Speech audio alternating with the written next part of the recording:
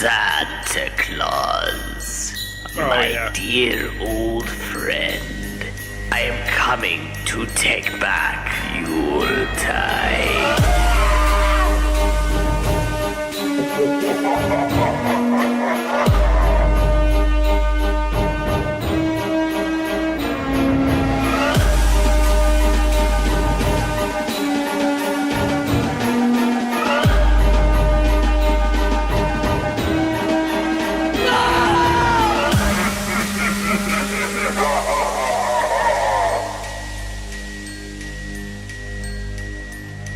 Santa Claus, you have sung your last ho-ho-ho, for I am coming for your head.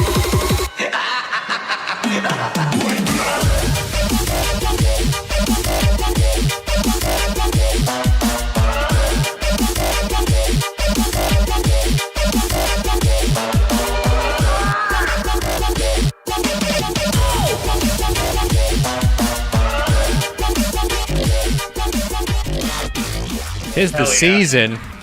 Hell yeah. Oh, Merry Crunkmas. Merry Crunkmas to all my friends out there. Crunkmas. Get down. Let's fucking boogie, brothers. Yeah. Oh, Merry Skankmas. Merry, Oh, yeah, we're skipping it. Merry, I don't know. Moshmas. Crunkama. Yeah. Who's the? Yeah, it's instead of Krampus, it's Crumpus.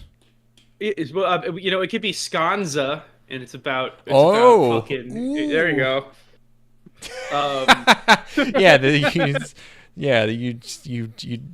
You celebrate the seven values of ska. Number one, of hanging out. Number one, weed. It's just weed. It's number 1 through 7, baby. In my book. You know what I'm saying? We've talked about this before, but the Kwanzaa, it's the 7 values of something, or yeah. Are they still keeping it? Are they still keeping the? It's only Kamala Harris. It's just her. She's the only one keeping the. She is the only one who hasn't gotten the memo. It's like, oh yeah, this was fake. Like, and so she's like, yeah, I love Kwanzaa. I love getting together with the family and doing Kwanzaa. I think we do this every year. I think we talk about Kwanzaa every year. Probably. But it's really, the funniest thing ever. Like, it's the funniest thing possible. Especially the way it's like finding out as an adult, like, oh, it's one of those things that's fake. Like, imagine it happening with something else. It's the best. We did learn about this in school. It was like a totally legitimate thing. Like, no one ever questioned Kwanzaa until you find out, like, oh, it was created in 1969. Wait a second, what? Well, it feels like something that could be real. Like, I believe. Of course, it has a silly name. Yeah, it's like, oh, Hanukkah and Kwanzaa, they go together like bread and butter, baby. It's like fucking. It's it's the other ones. They're both fake. So like No, Hanukkah's. I mean, I don't know. Yeah, I mean, Hanukkah in practice might as well be fake, but Kwanzaa's full fake. The one person that I know that practices it does it ironically. So yeah. Like it's. Wait, which one? Kwanzaa? No, Hanukkah, of course. Oh yeah. I don't know anybody that practices Kwanzaa. Yeah. Well. Not that, I mean, I know people that could, but they of course just Christian. I mean, like the idea of someone actually holding a gathering and celebrating Kwanzaa, it would be like if you have a relative that I don't know, that had like a party where everyone dresses as like a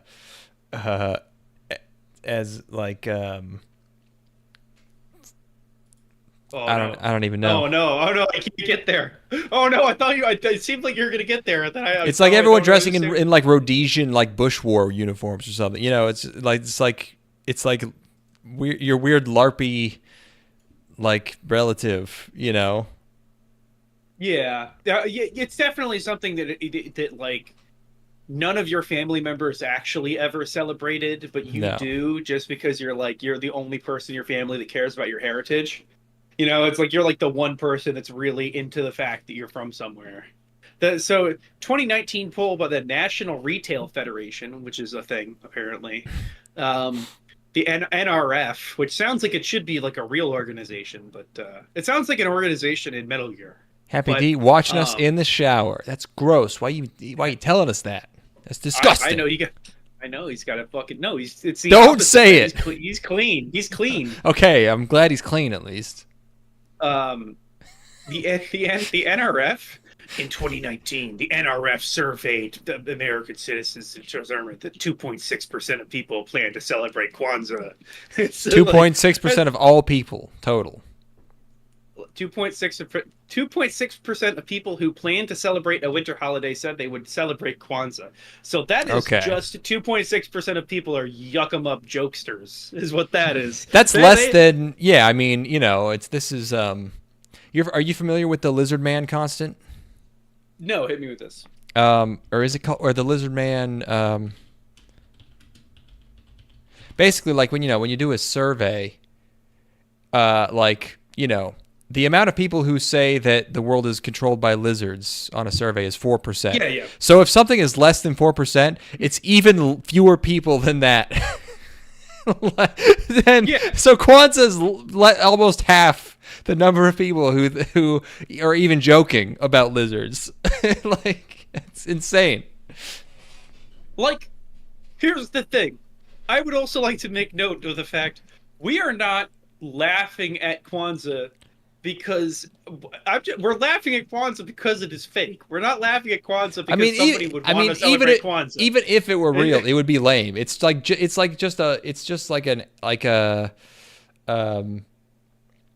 it's not even cool like the Black Israelite. It's just like it doesn't have any time to be cool yet. They don't have like centuries or millennia of tradition. They have 50-ish, 60 years of tradition from that's like been half-assed. It's not like you've got people like, first of all, they're probably deliberately not stealing anything from like Western holidays. Like Christmas is all like pagan traditions that they just stole. This is whole. I guess they do have this fucking they have just a menorah. They call it a kinara. They could have maybe made it a little bit more distinct than that. Yeah, they could have made more black. Other winter holidays other than, let's say. There can't be that many. Kinara actually a lovely girl's name, now that I think about it. Sure, why not? That's nice. Hanukkah. What's Chinese New Year? That's like in February or March or something? Yeah. Yeah, that's another fake one too. Yeah, they just well, they party. If you party, it's always real. Do they party on Kwanzaa? That feels like a solemn one. Oh no, definitely not. We've established Kwanzaa's fake, so they're not partying. Yeah. No, I don't know. Sure, no. Well, what else do you have going on other than celebrating Kwanzaa? Is it offensive if I buy Kwanzaa stuff? Like if I like decorate my place for Kwanzaa, is that bad? Is that gonna get me in trouble? That's highly respectful. No, I wouldn't do anything else. So I can put that up next to my Christmas tree and my menorah. Yes. I can have the kinara. Okay, all right. I'm gonna start decorating my apartment like it's an elementary school classroom, or it's like for every different month I have a number of like things that I just put on the wall. So it's like this. It's April, so I'm gonna put butterflies on the wall. Mm-hmm. Or like it's March, so I'm gonna put like thunder clouds and stuff, and like February is gonna have like snowflakes. Remember that shit? Oh yeah, totally. Yeah, they love doing that shit. Just have different different little cutouts, different pictures of different motivational posters. Yeah, why not? Why not? Like, because like if it works for kids, when I was a kid, it was the best time ever. So like it seemed like it worked back then. How much could it cost to also buy the full set of like I know I wouldn't have anything for the summer months. That'd be kind of a downer. Like I wouldn't have anything for July through August, but I'm sure I could figure out a solid. Oh, if you got like the teacher package, there's no summer. Yeah. September through June, I have fucking on lock. I got my decor set up. I'm gonna start giving myself stickers too. Like I'm gonna give myself like just covering yourself in gold stars. Yeah, or like I'm gonna have like a chores thing, you know, how, like people, like families be like, okay, this is the chore calendar. And it's Yeah, like, okay, every time wash you it. do a task, you get a shitty little lollipop, one of those tiny little. I'm You gonna get give you myself get a Tootsie Roll. commendations. Yeah, Sweet I'm gonna tarts, or what, or what's the roll of what are they called? Whatever. Smarties. Smarties. Oh Smarties. God, yeah, Yeah. Smarties. Yeah. I'm going for Smarties. Even Necco wafers I'll take. You know, it's like I'm going for I've an never even elementary seen Necco school. wafers. I've only heard tale. I've only from you. I've never heard of anyone ever. No one Yeah. else ever has ever mentioned them except for you talking about how you'd buy them at the mall. David and I would ironically buy Necco wafers because they were gross. We Yeah. would we would ironically waste our cash on buying candy that was Yeah, disgusting. as a teenager, Like, you would spend like 2% of your net worth on Necco wafers as a joke. I would bring my debit card down to double digits. So, Yeah, yeah. yeah, I Worth would be it. like, okay, well, gas is $32, and I have Mhm. $45 in my account. So, I Burger King burger, that's $2, so I could spend about that much on an entire Oh, roll of Necco wafers to throw out. yep. Um, God damn, yeah. Honestly, I would love to. It worked back then. I'm sure it worked now. But just how sad would it be? Like I bring like a girl home, and she looks up on my wall, and I have like a Just chores thing, and oh yeah, it's only everything me. is giving It's only my name. giving yourself good boy points. Yeah. It's all just It's little like, all little record keeping and little chore keeping things. yeah. If I do all my chores this week, I'm gonna treat myself to TGI Fridays alone, Yeah, and construction completely paper, alone. snowflakes, That's that. You know. kitty, Well, you can do I it think girls poster. secretly all want that. I think They actually want to do women it to secret. you though. If you're already doing it to yourself, that's like I don't know if they want that. You think so? I don't know. It's either be like a hopeless drunk or that. Those are the two modes of men that exist. Is like the guy who Mm, is able to. He has like a reward system where he's able to self motivate through small little treats, and or you're just like addicted to a substance or something. So fucking take it or leave it, yeah, bitch. yeah. You could be on trenbolone. You could be taking weird hormones. Happy D feeling super clean right now. Nice. What do you think going on with you, brother? What's going on with me? I cooked my cheap turkey that I bought. I was like, this will be easy. It's a turkey. It was not easy. I have a lot of turkey in my fridge that I need to figure out what to do with.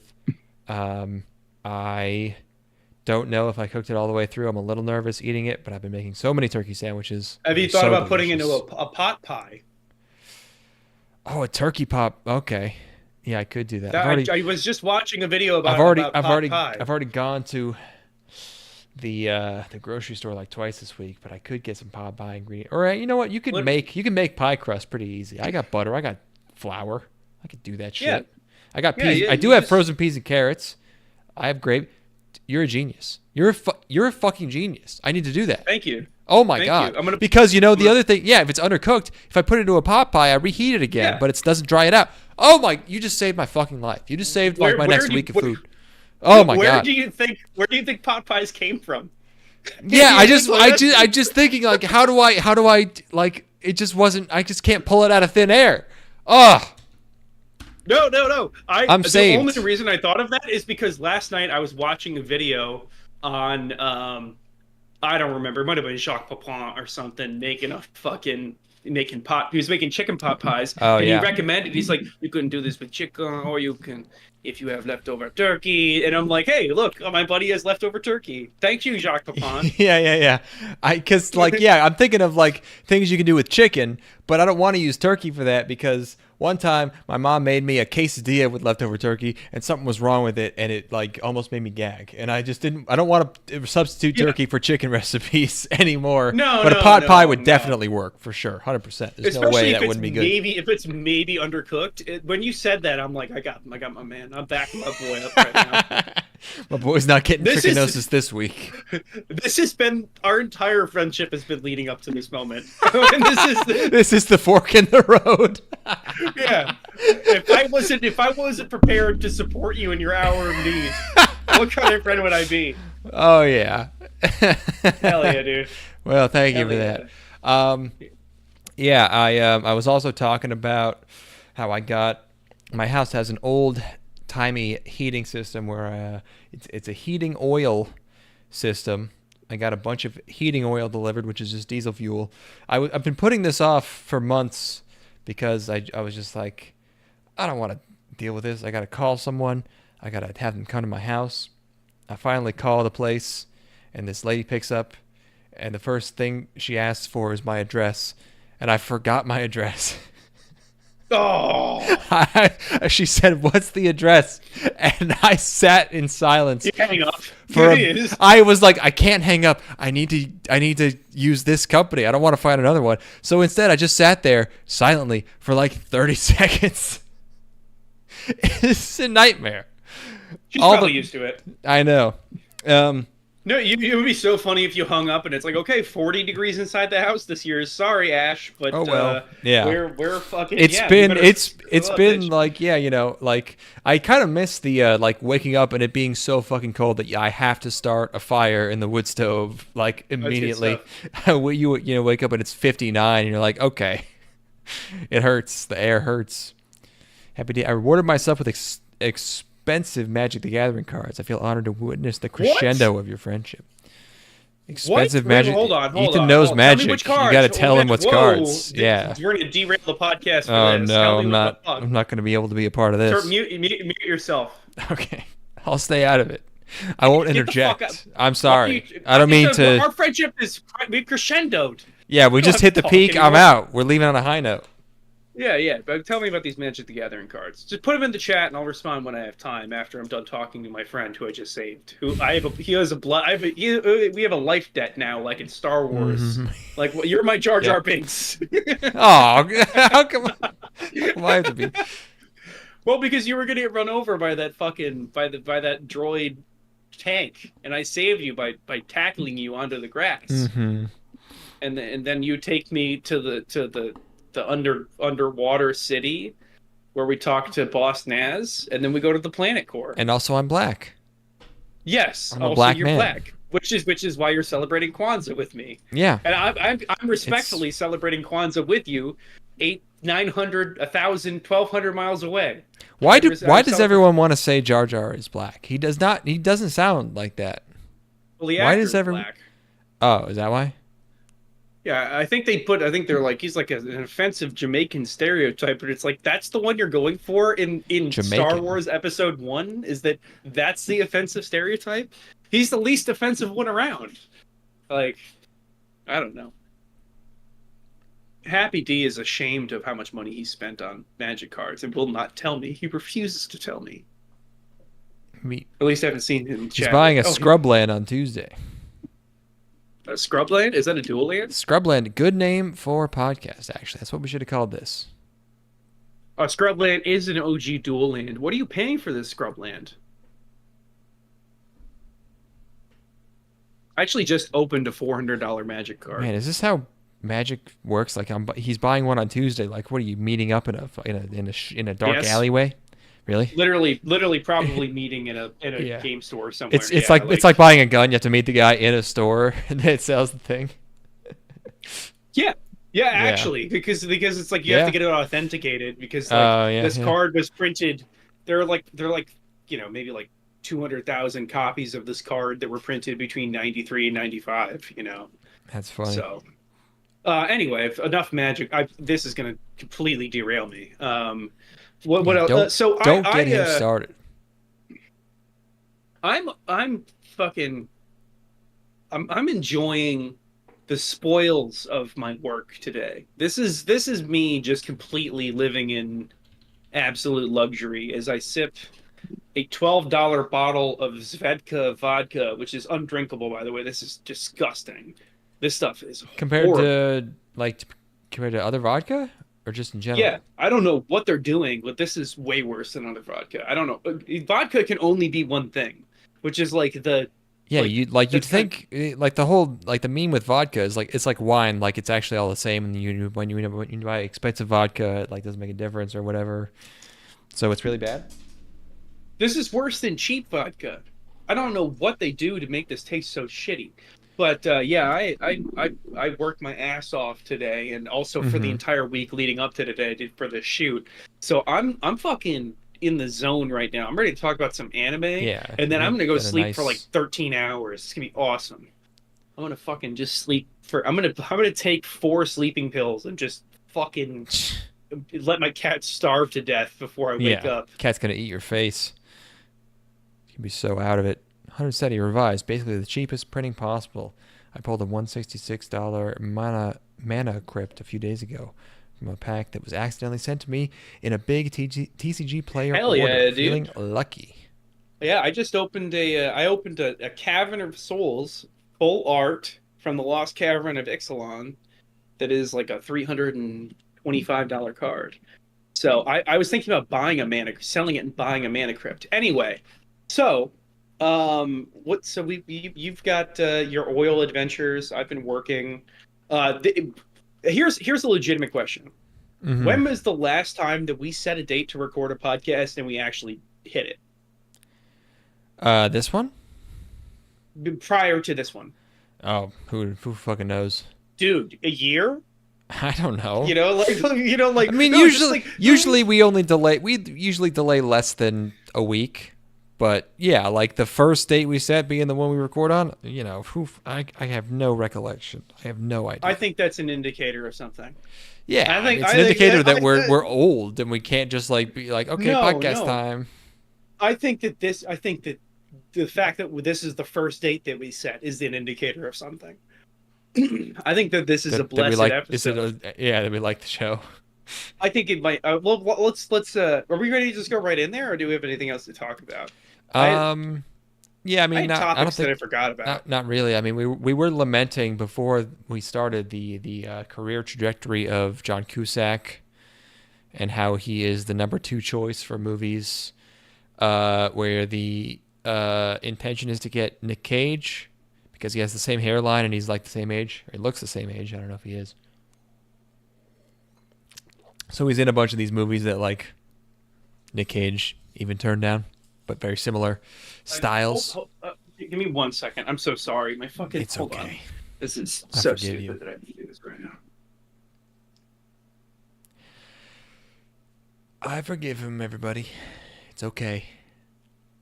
I don't begrudge anyone for anything ever. I've never even been mad, actually. Man, when I make a pot pie, I'm gonna make a pot pie tomorrow. This is good. This is gonna be great. I bought another huge block of that Amish butter. That Amish butter is so rich, so flavorful. It tastes like cheese. Imagine butter that tastes like cheese. That's so good. That's great. I love it. Apologies for that. I'm back now. That's perfectly Um, okay. I fucking I don't. It's not even worth going into. Just camera bullshit that nobody gives a fuck about. Mm-hmm. Um, John Cusack. I think we should further research this topic.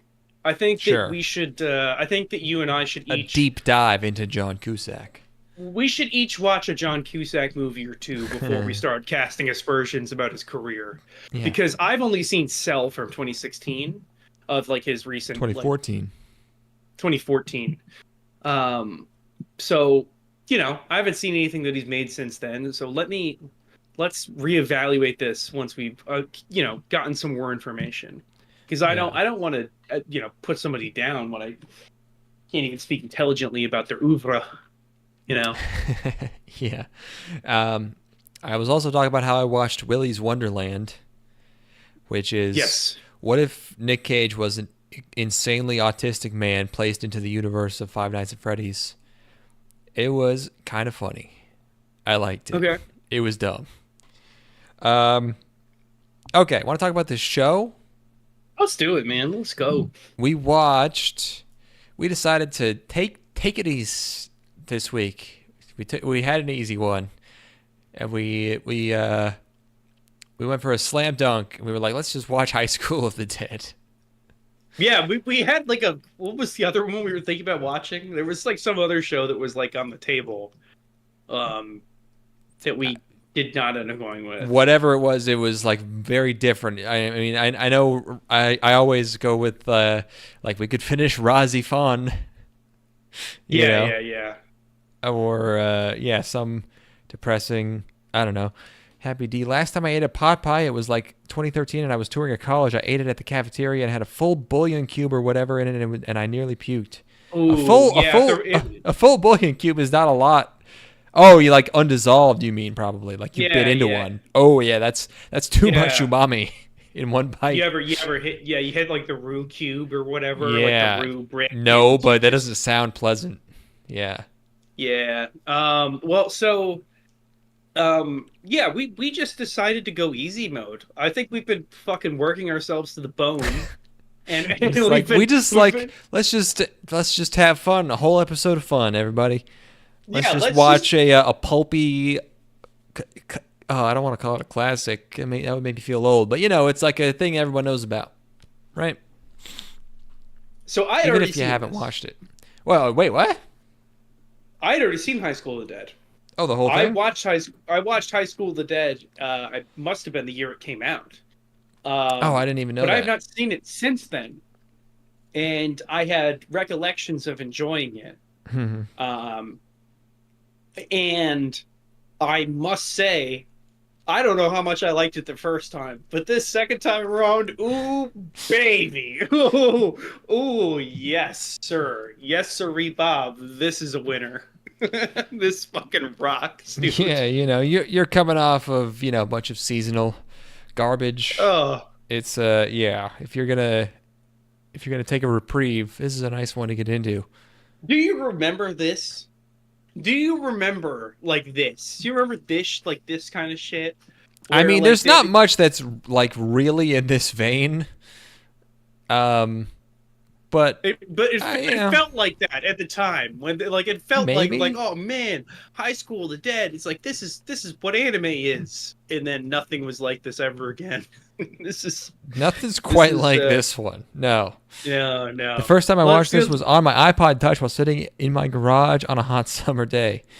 Yeah, I was thinking about when you mentioned 2012. I was like, I'm pretty sure I watched 2012 on like an iPod Nano, which is a great screen to watch that on.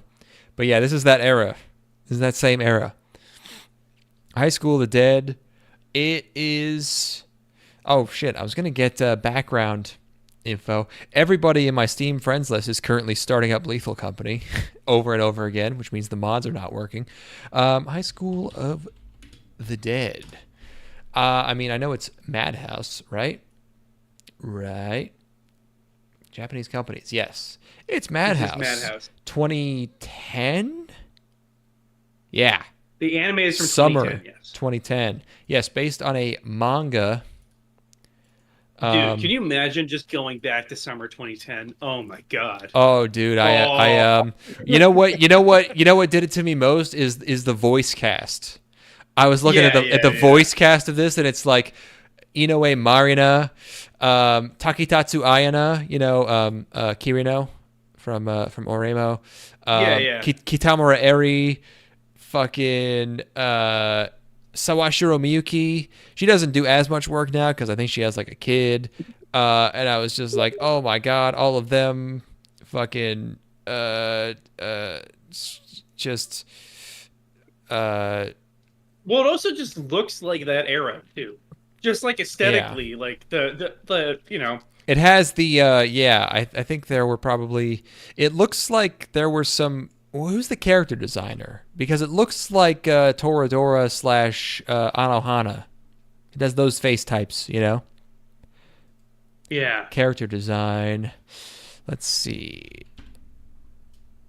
Yep, chief animate the character designers, two of them.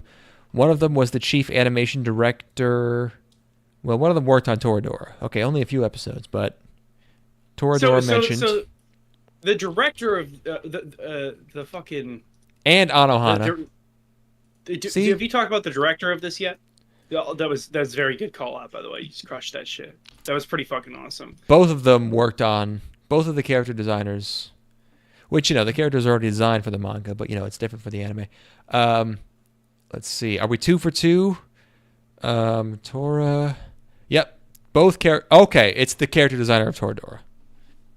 And also another person who also worked on Toradora and Anohana. But they both worked on both, so called it. So like some A1, even though A1, they're not employees of A1, but those same guys who brought us those things that you remember. The director. Go ahead. I was going to talk about the director here, but just read it. Just read the works. Like, not that this is like all of my favorite stuff or anything, but just look at the pedigree on this. Director, Attack on Titan. Okay, yeah. Araki Tetsuro, Attack on Titan. Death Note. Oh, okay, right. Death Note. Yeah, it's Madhouse, right. It's the Death Note director. Guilty Crown. Not a great show. I've never seen it. But he was trying to recapture Lightning in a Jar. Cabaneri of the Iron Fortress. Yes. Vinland Saga TV2 unit director for opening 2. Okay, that's a minor credit. But yes, okay, so it's like it's a big Madhouse guy. Yeah, he's the guy I'm always talking about who's like mad that he can't redo Death Note or whatever. So, but he did this, and this is different. This is a different type of style.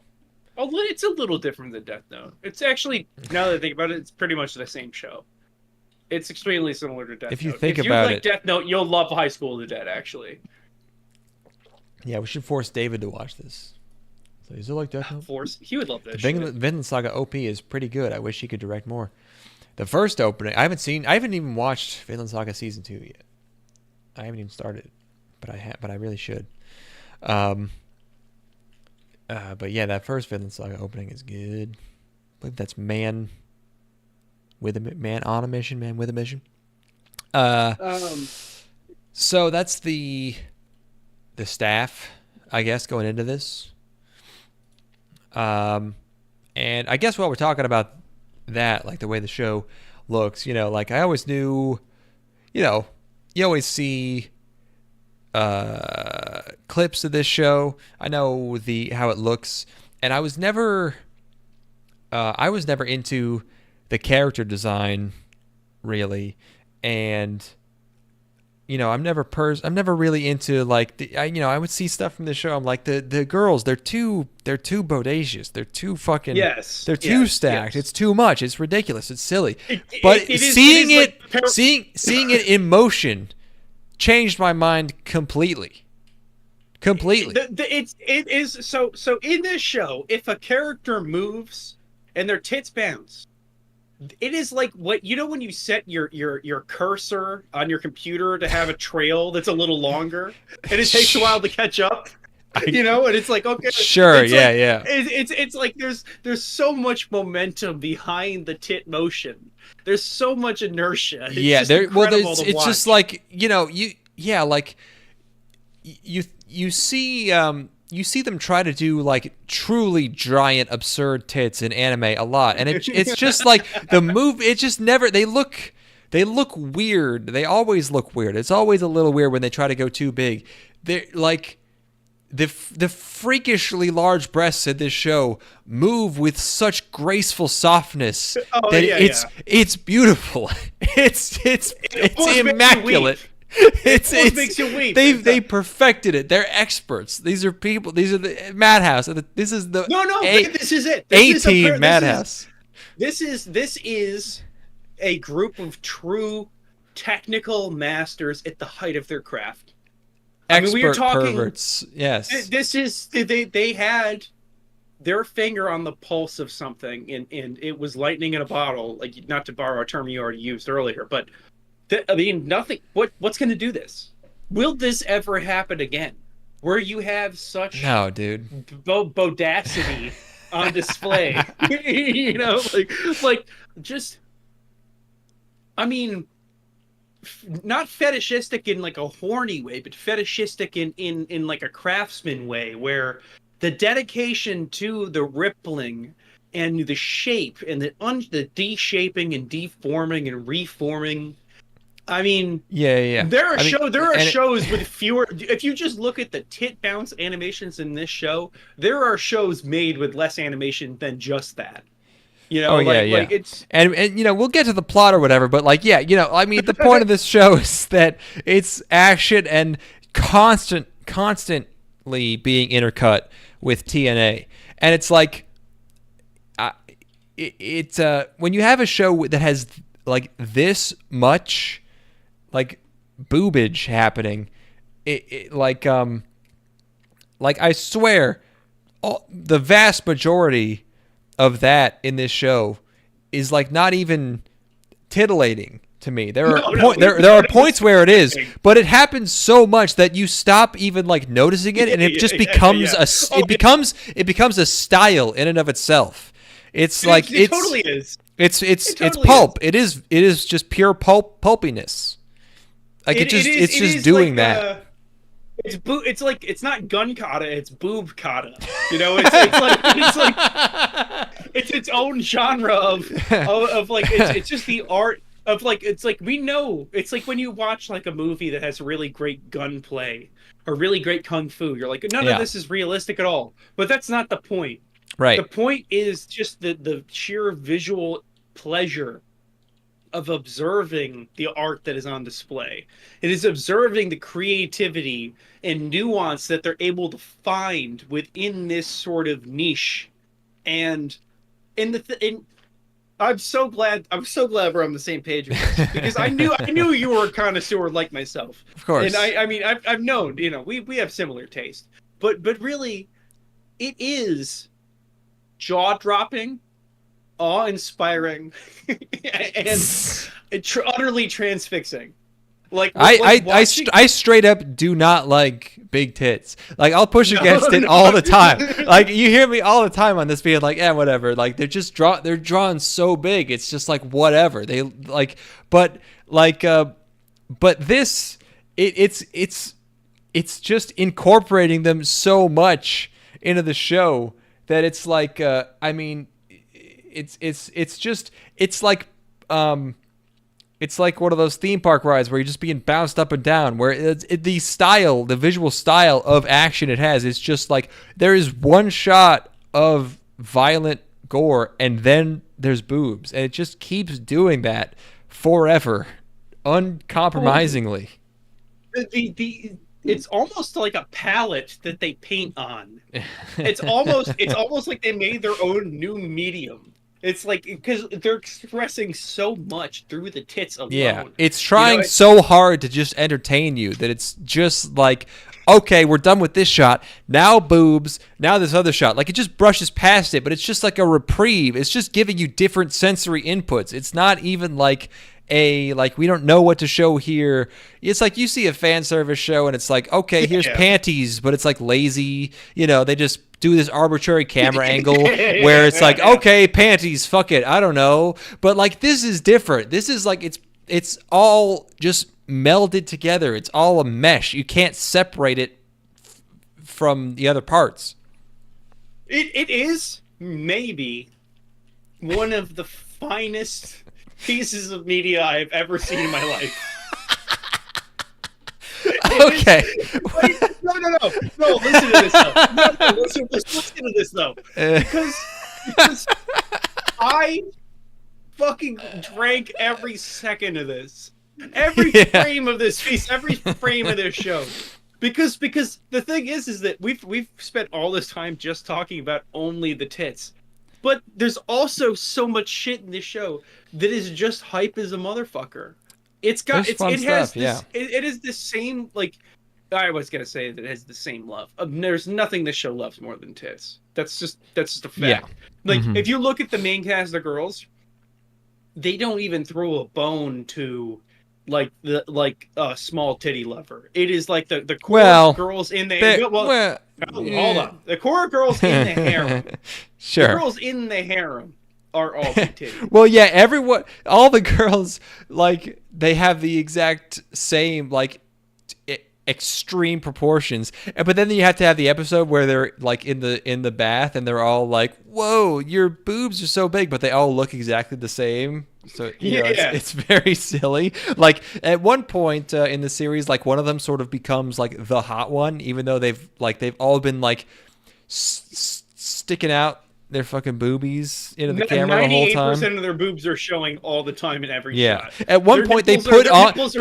At one point they put their school uniforms back on after they've been like just in bras and panties for like 2 straight episodes. But the guys look at them back in their school uniforms and they're like, "Ooh, whoa." Yeah. It's crazy. So this could be the modern day Angel's Egg Happy D. I agree. There's so much symbolism happening here. It might take us more decades to break this down. So we've talked about. We're not even done yet. We have to keep going. I'm sorry. We have to keep talking about these tits. Yeah. So the thing is that, like you've said, you do become numb to it. Not in a way where it's like negative way. And there's like your penis it's becomes it's normalized. It's truly normalized. Yeah. That's what it is. Is that it's like the gratuity. I mean, the fan service is so frequent, so constant, in a way that we're just not used to anymore. Like, I don't think I've seen a show with this level of fan service in 5 years. You know, even like shows that are explicitly horny don't do this. You know, like where it is like there's not a wide shot. It straight up uses it in like scenes that are serious or scenes that are information heavy. It's like, we're just gonna have the video portion of this be boobs while this guy's explaining to this other guy how to load a shotgun, you know? Right. And god damn it, does it work. Oh yeah. God damn. I mean, so we talked about boob kata. Yep. You know, we got to talk about boober time, which is where we have extreme hyper slow motion of boobs and vagina and ass of There's a couple of those. Do we have to give context before we talk about the shot of the boobs and the bullet? There's the very famous slow-mo shot of the bullet going through the boobs. Everyone knows that. That's like the main thing this show's known for. It's a shame, really. It's almost like Ben-Hur, where like when I watched Ben-Hur earlier this year, exactly. But there's so much other great stuff in Ben-Hur that's equally as amazing. Everybody knows the boob bullet shot. Yeah. But everybody should. But as a summary of the show, it's it's not bad. It has to ramp up to that though, because it really doesn't get fully it doesn't get to its full uproarious sort of lilt until the 3rd or 4th episode. The first 2 episodes are played reasonably straight with some TNA.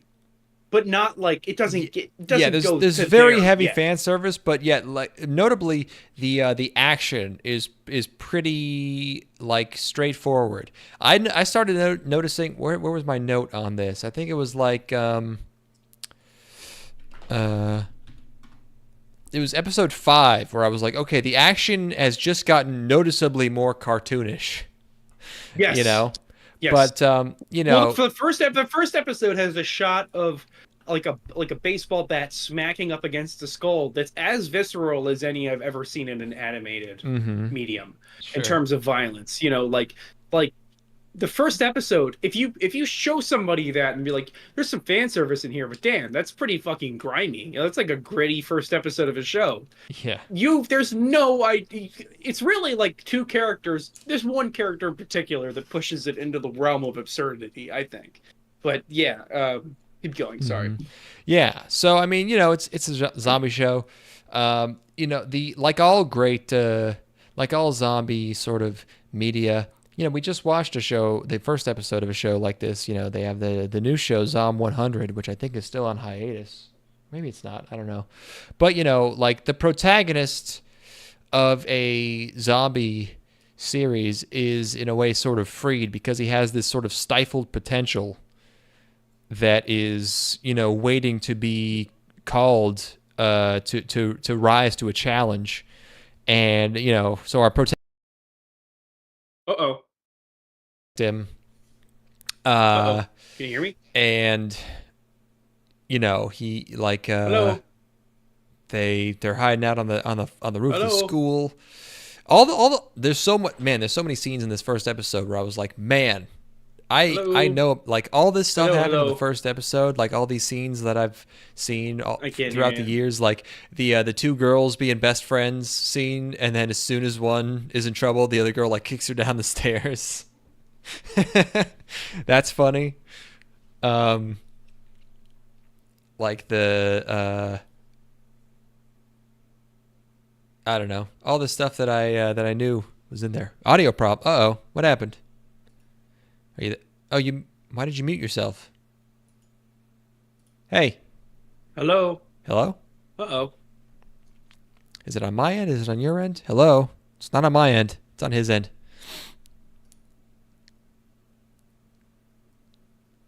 Yeah, it's his fault. It's his fucking fault, dude.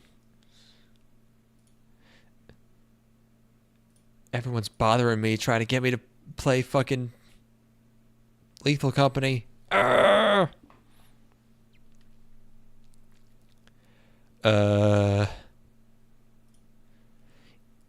Ethan has sent me a series of question marks. Hello? Huh. Nope. This is I can't hear you. Can you hear me? Going on here.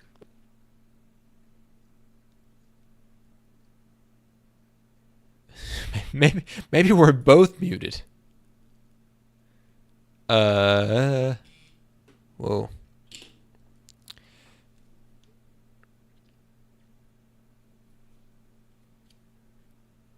Hello.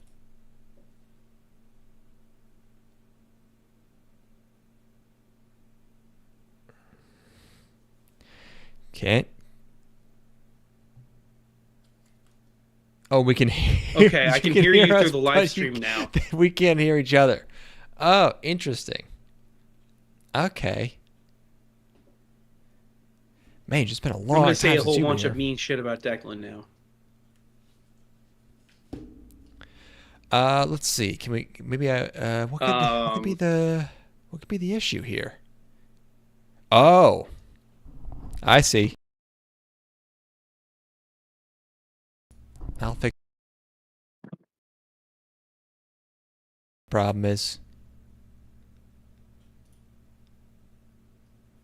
One second, folks. I wonder if anybody can hear my cat meowing back there. I'm going to take this opportunity to go see my cat.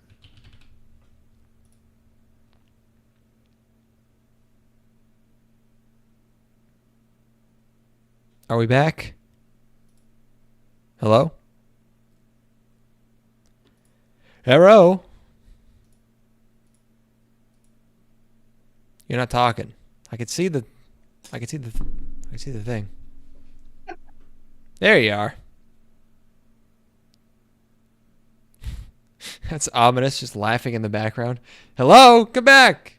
Get back to your computer.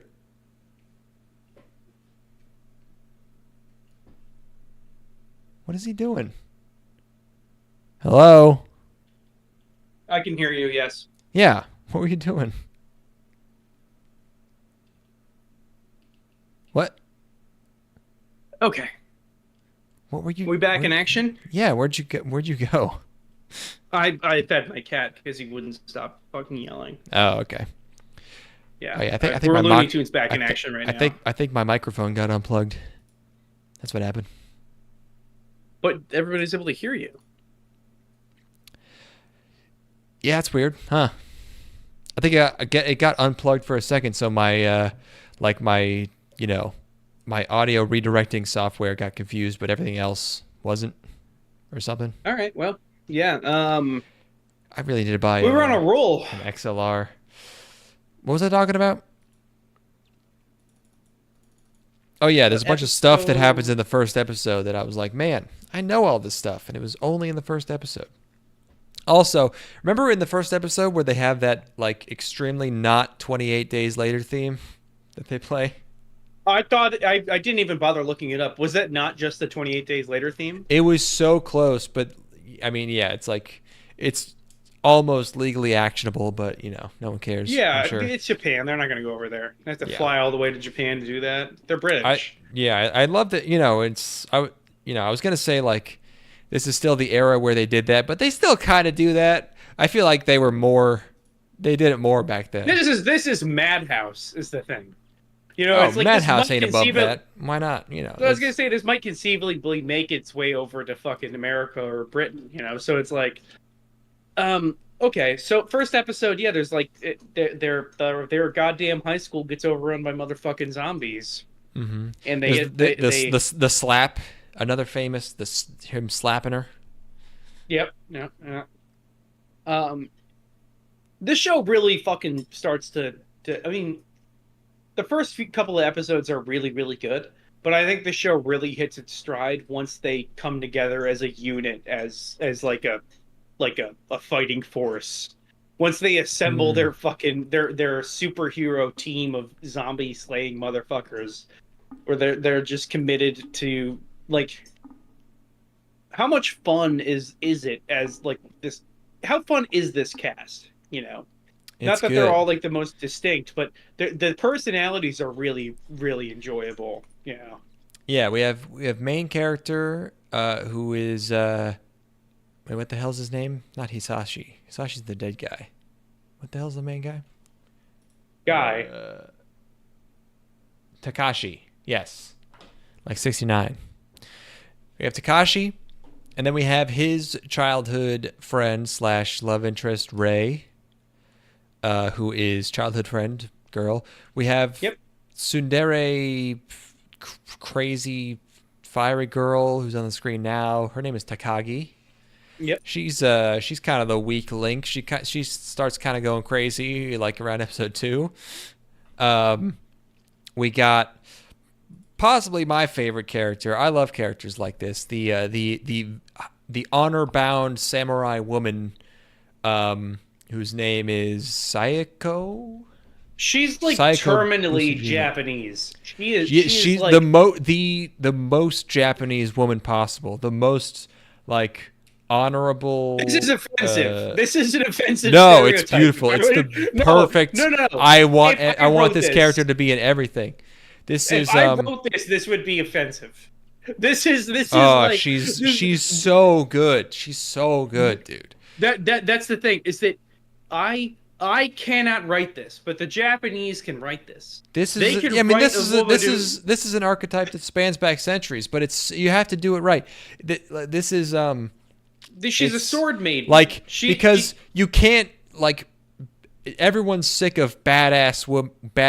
Badass women suck. Everybody hates them. Women hate them now.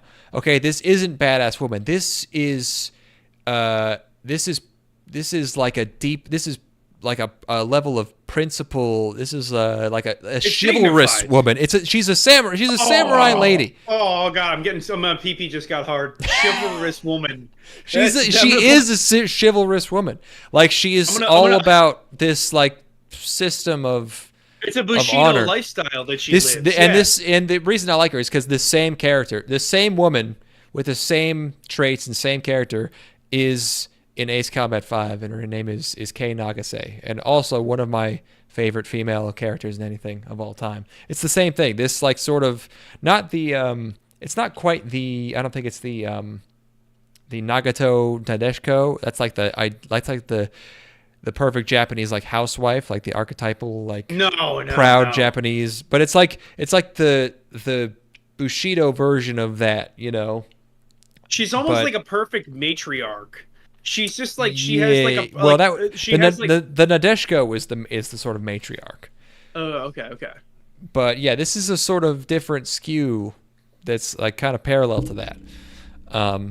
But she's like she's perfect, great. Completely untarnished honor. You know,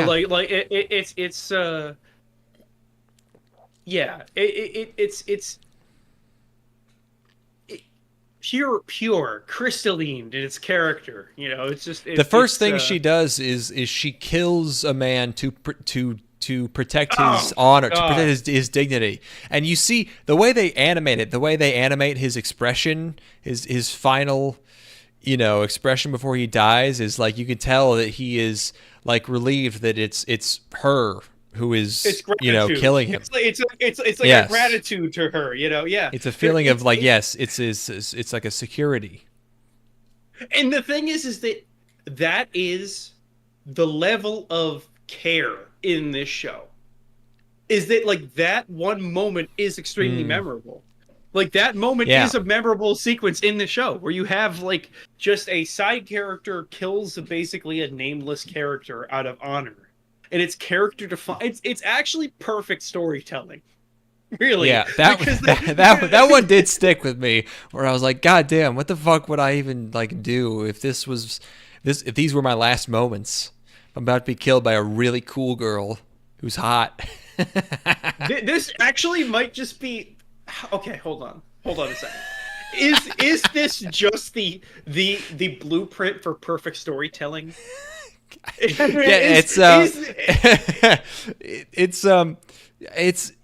this reminds me of, like,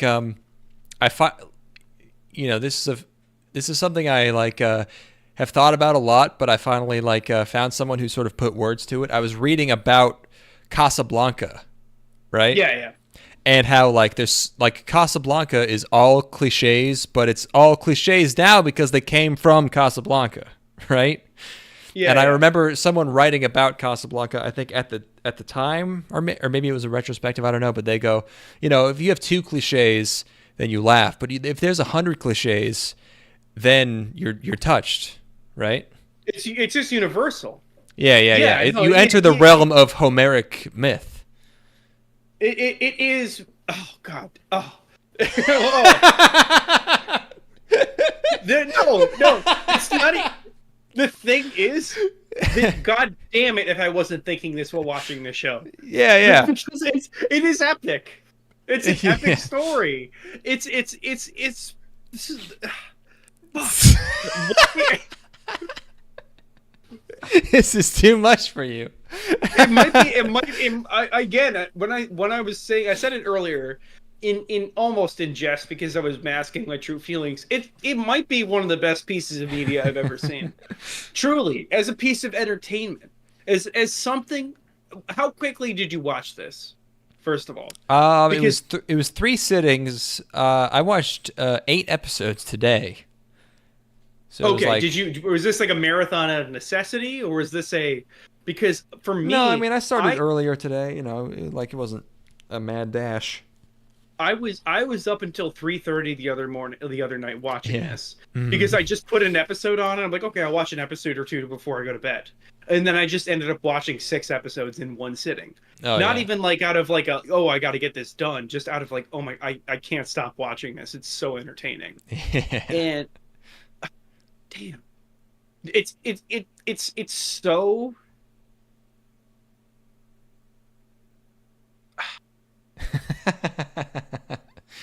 Yeah. No, you had you had to be there. You gotta be there. You have to have the context.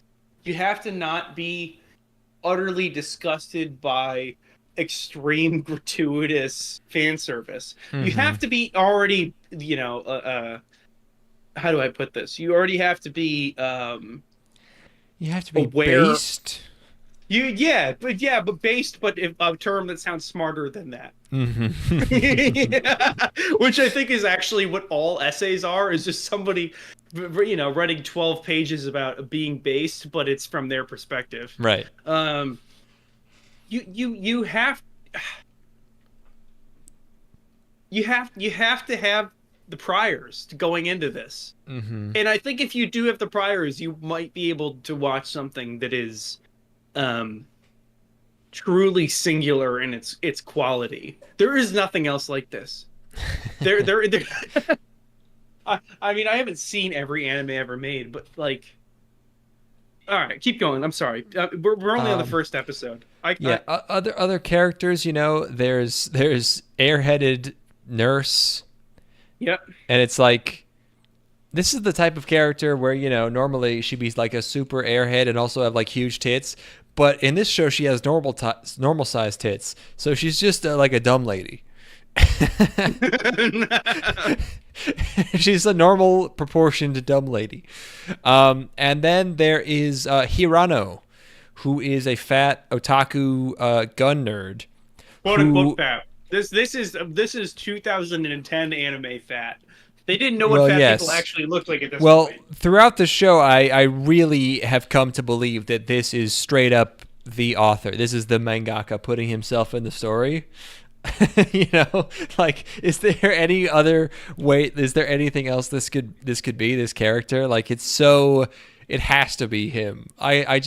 It works so well if you think of this as being like the writer just putting himself in the story. Yes. So they all at the, I think it's the second episode, they all end up teaming up. And I get the feeling this is what Cutie Honey would be if they actually knew how to be appealing. Yeah, we haven't watched Cutie Honey. Or wait. I've never seen, I think we watched like the first episode of a reboot or something, but I don't know.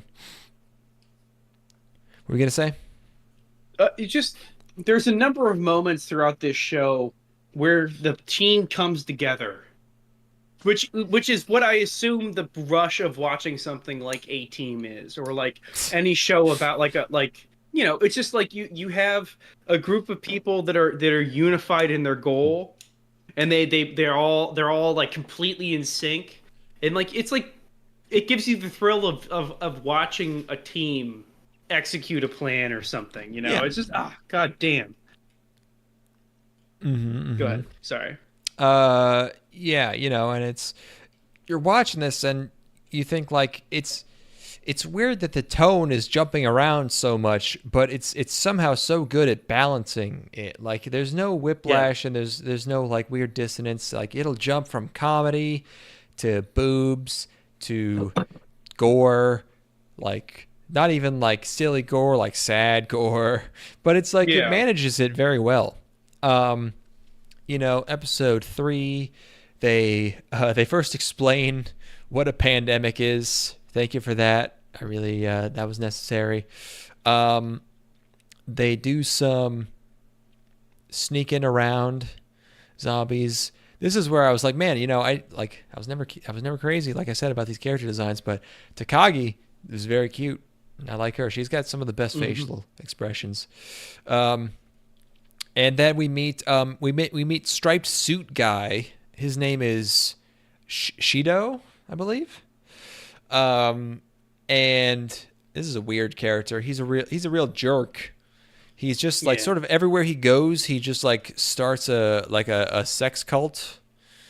And they sort of they hype him up for this whole series/season, and nothing really ever comes of him. So that's one. That's a weird thing. This is like the sort of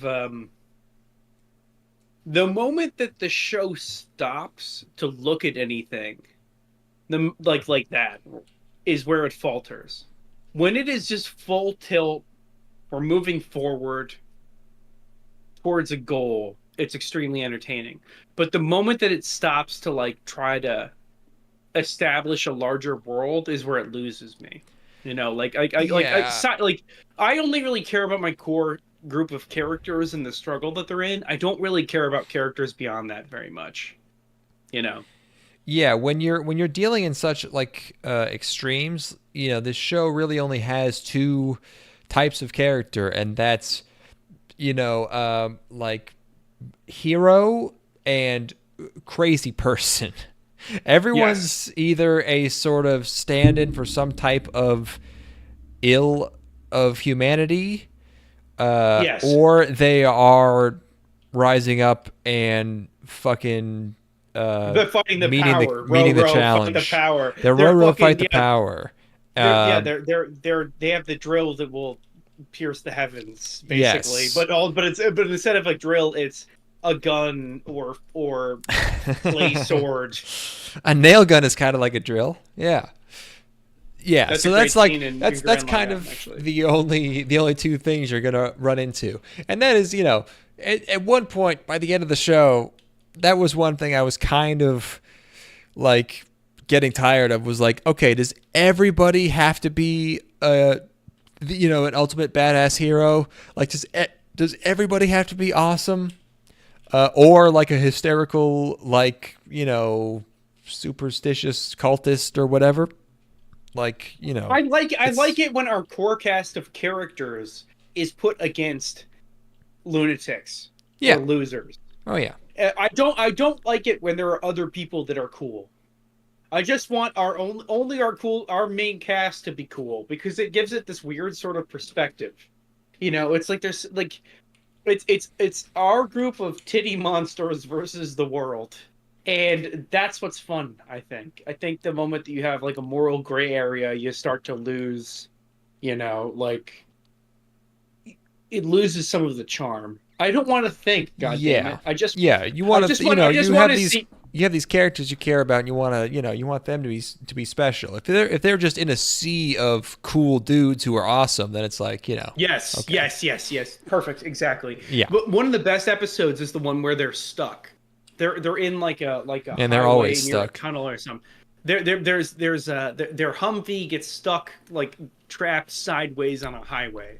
And they're up against barbed wire. That's a great episode. I mean, I mean, that's the famous boob shooting scene. That was like, I mean, this is I guess a minor, but like it's not even barbed wire. It's just like rope. They could have just climbed through it. It's this weird whole sequence where they're like trapped against this barrier that consists of a few ropes that have huge holes that any person can climb through.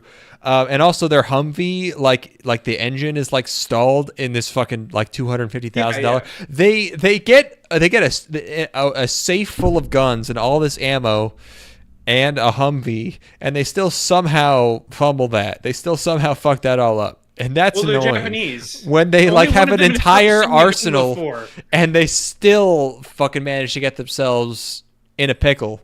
It's like, God damn, dude, you like have this insane advantage. You're the luckiest person in this whole conflict, and you got trapped against a rope.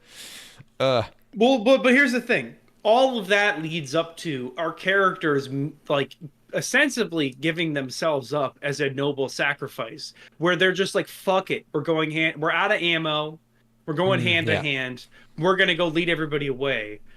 And it's like they're basically just zombie apocalypse superheroes, where they have every skill that they ever need at any moment in time. I don't want to think. I just want to goon. Many such cases, Happy D. Many such cases. It's so true. Anyway, so first 2 episodes, 3 episodes, whatever. I don't know. Do we have to go episode by episode for the show? I don't even. No, I mean not really. Have we been doing that? They're on a bus for a while. They sometimes they get split up. So there's a main character saves Ray from some gas station rape. He gets a gun. We occasionally that's an awesome scene too. That's good because it's so like life or death. The tone of the show is so serious there, where it's like he is. Like they just, there's no irony in this show. There's no like there are giant tits on display, and there's epic, ridiculous, over the top action. But the show does not wink at you when you're watching it. The motherfucker runs up to a potential rapist and shoots him in the chest. And it expects you to be like, fucking hell yeah, dude, let's go. God damn it, if I wasn't going, hell yeah, dude, let's go. In that moment, where it's like, leave that motherfucker, get on that motorcycle and fucking get out of here. And leave. A lot of the show is them leaving people. Like, they have to leave a lot of people. There's like, zombie media is rife with pretty corny social commentary, but like a lot of this show is like, it's like the like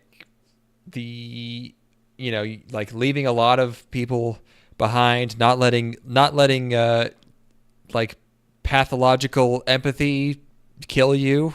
Yes. Like good leaders, like leaders not being chosen, through just like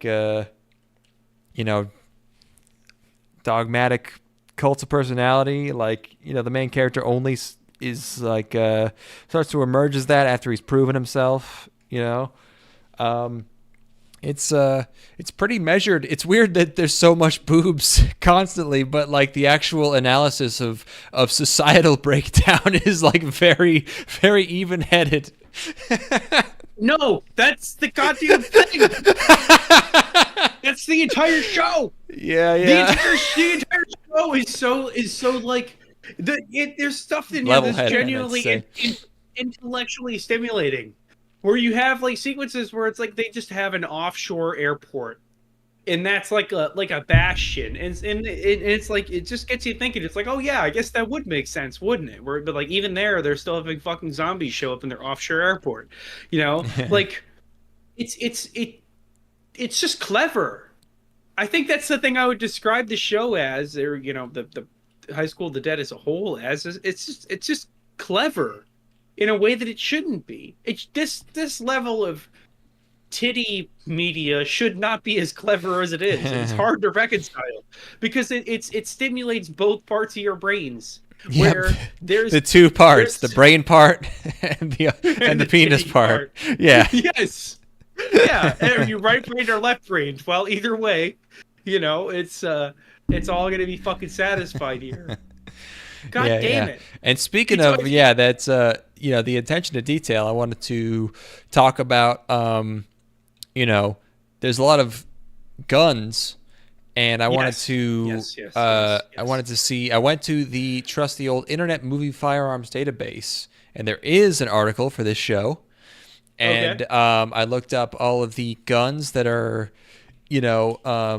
on display here that are used in this show. I was like, that's cool. And there's even this paragraph.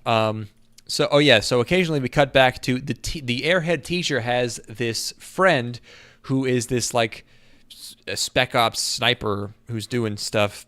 We just see her a couple times throughout the show. She doesn't have much. She doesn't end up doing much, but she is shooting an H&K PSG-1 as her sniper rifle. Yes. And the IMFD notes is very notable that she correctly fires the full load of 6 rounds in this scene. Proper magazine capacities are usually the first thing ignored in fiction.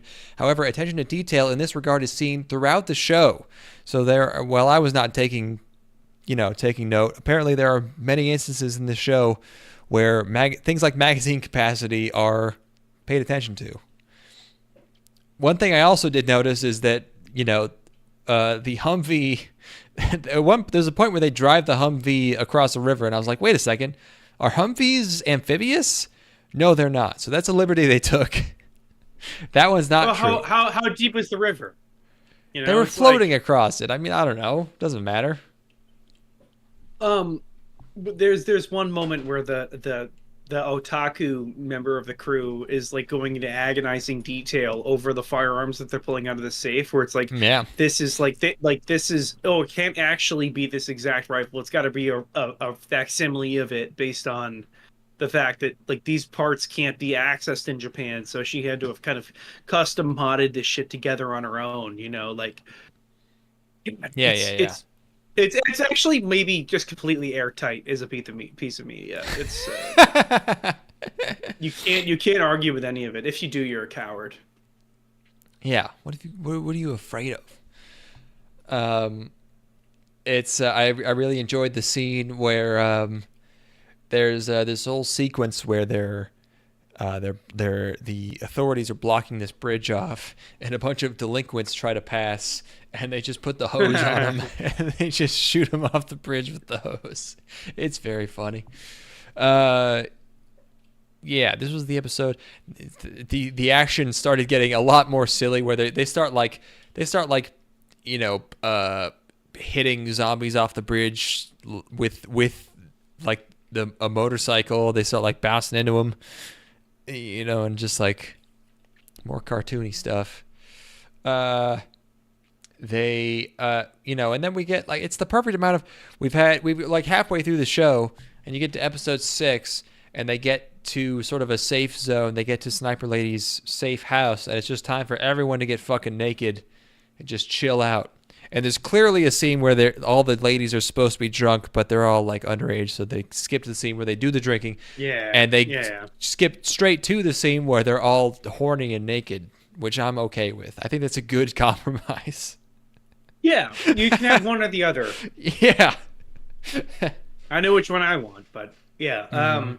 Oh, and also nipples in this one episode on the Blu-ray. That was cool. I'm one girl. I'm one lady. One lady's got nipples. I believe. Only, No, it was more than one. I thought only the nurse had nipples. Maybe I'm wrong. I was more her mainly, but I think there was a few shots where it was more than just her. But yeah, mostly her. Okay. All right, fill this in. I gotta go pee and get my sunflower seeds real quick.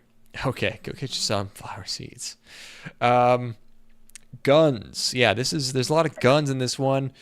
The otaku guy, Hirano, he just sort of casually slips in that he went to America and was trained by Blackwater. Blackwater mentioned by name, which is very that's unusual. That's a fun thing. They mentioned a couple things by name. It's like Blackwater, and they talk about like there's a few scenes where they like mention specific like U.S. Like federal agencies, but Blackwater was the funniest one where he's like, yeah, I got gun training from a Blackwater, operative. Here's a shot from their striped suit teachers. He gives these speeches. The way he gets his like cult is he just like talks a lot, and then the ladies are entranced, and he just starts petting them. He's always petting the ladies. The whole show, he's just like scratching the other side of their chin. Which he's supposed to be a very creepy, unsettling man, but I mean, like, I kind of want to do this. Is that like bad? Is it bad if you just want to do this, or is it bad only if you like talk a lady into being like a crazed cultist and then do it? Is there a way to do this where it's like socially acceptable? This is something I want to know. I hope there is, because I don't want this to be off the table. I don't want it to be like a total no-go. Nothing wrong with that. That's what I was thinking. This guy's very unequivocally a villain, and the only like thing he does is like scratch women under their chins. And I was like, is that so bad? Yo, you back? I'm here. I got my seeds. I just gave my cat Great. a bunch of catnip. Ooh, so he's gonna shut the fuck up for a little bit. Yeah. What's your opinion on scratching women under their chins, like a pet? In what context? Like you want to do it, so you do it to them.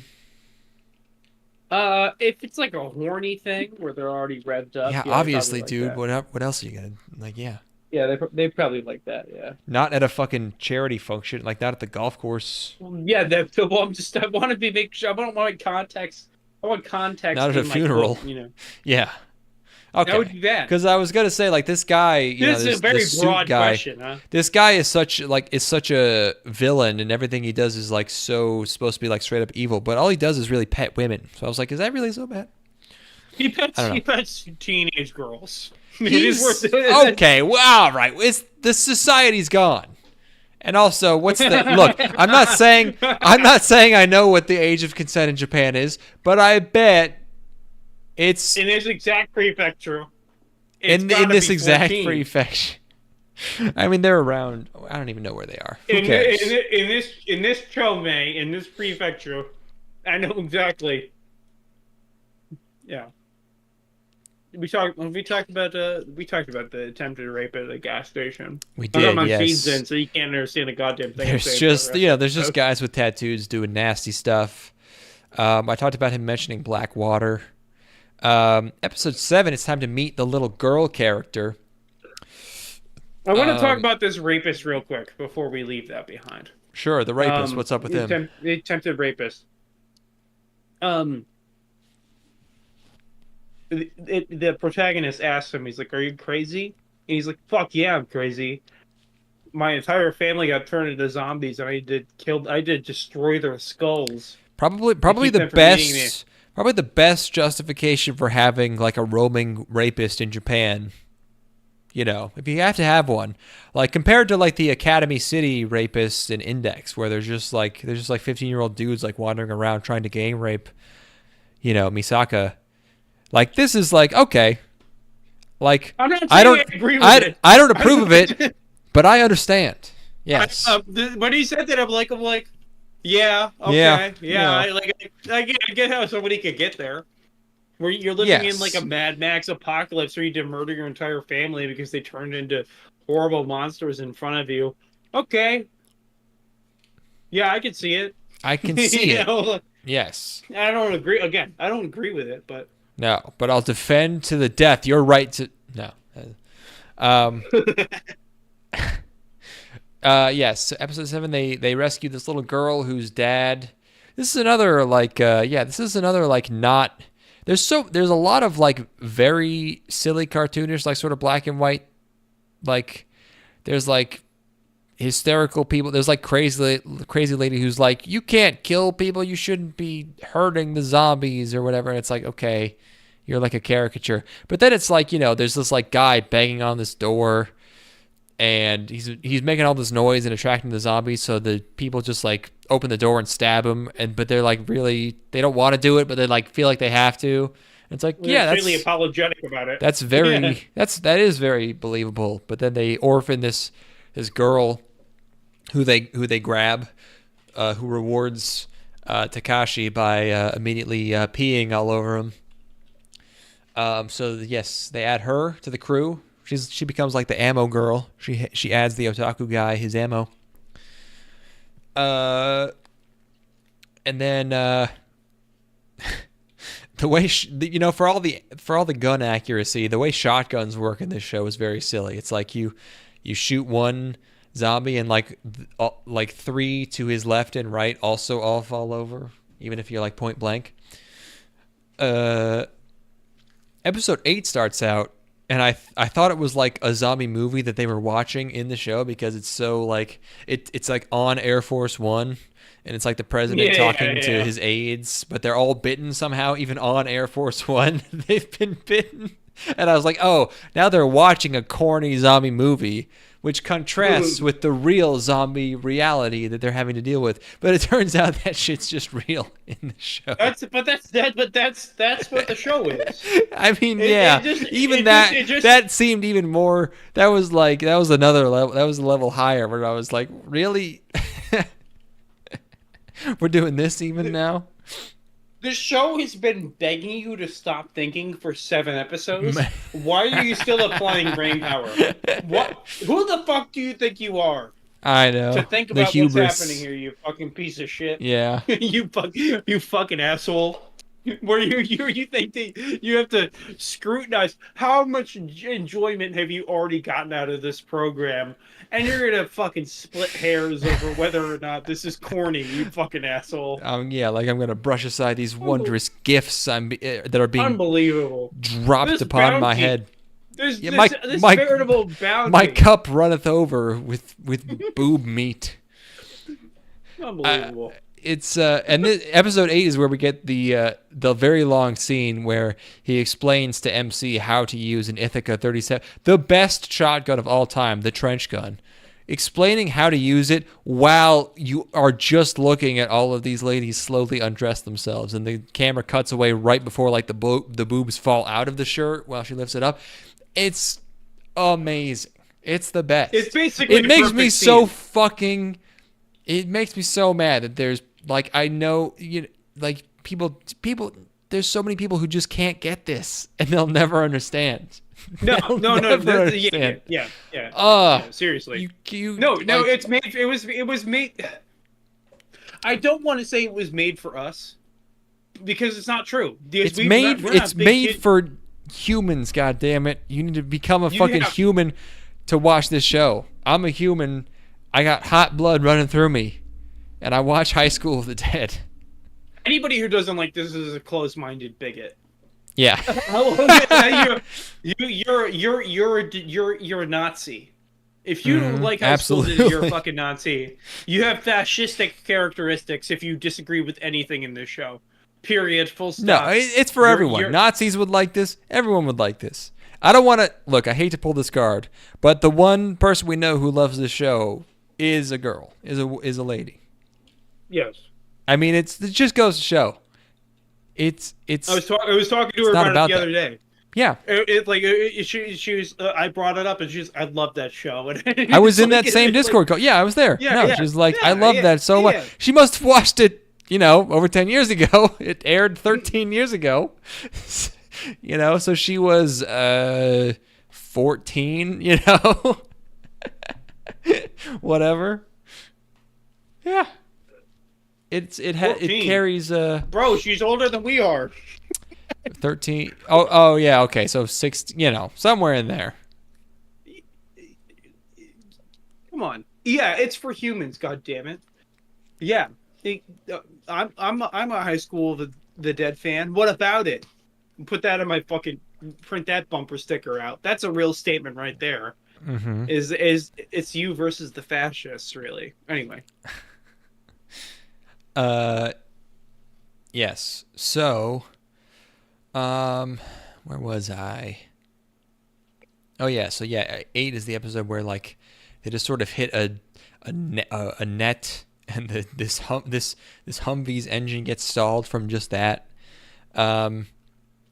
So, yeah, 2 of the characters, our main character and Purple and Psycho, get separated, and she a lot of the action scenes in this show are just her just going to town on. She's like Kendo. She's got a wooden sword, the whole time she's beating up so many zombies, and they end up in this shrine. And we get this weird backstory with Psycho where she's like, yeah, I'm a freak. I love murder. And she actually killed a guy in real life once, and he did attack her, but she kind of invited it. Oh, please don't rape me. Oh. She acted more afraid than she was just so that she could mutilate him. And it's like, okay, she's kind of a freak. But, I mean, you need people like her now. So, hey, that's not even a detriment anymore. I think the show takes place in the middle of summer because everyone's so sweaty. Look at the sweatiness of these boobs. Isn't it the second or third day of school? We've just gotten an email where the subject is team, and the body is about your podcast on YouTube. Oh, let me get a look at this. Hold on. What does that mean? Let me take a peek. About your podcast on YouTube. I just stumbled on the podcast you just posted. Lots of interesting content in there. As you probably know, creating, quote, short clips of your podcast for platforms like TikTok and Reels exposes you to a massive new audience. But of course, editing shorts is costly in time and money. Reason I'm reaching out is I am the co-founder of Clap.app. I'm sorry, I've been avoiding the clap. I've been avoiding the clap the entirety of my adult life. Mm-hmm. An AI tool that allows to create viral shorts from any YouTube video in seconds.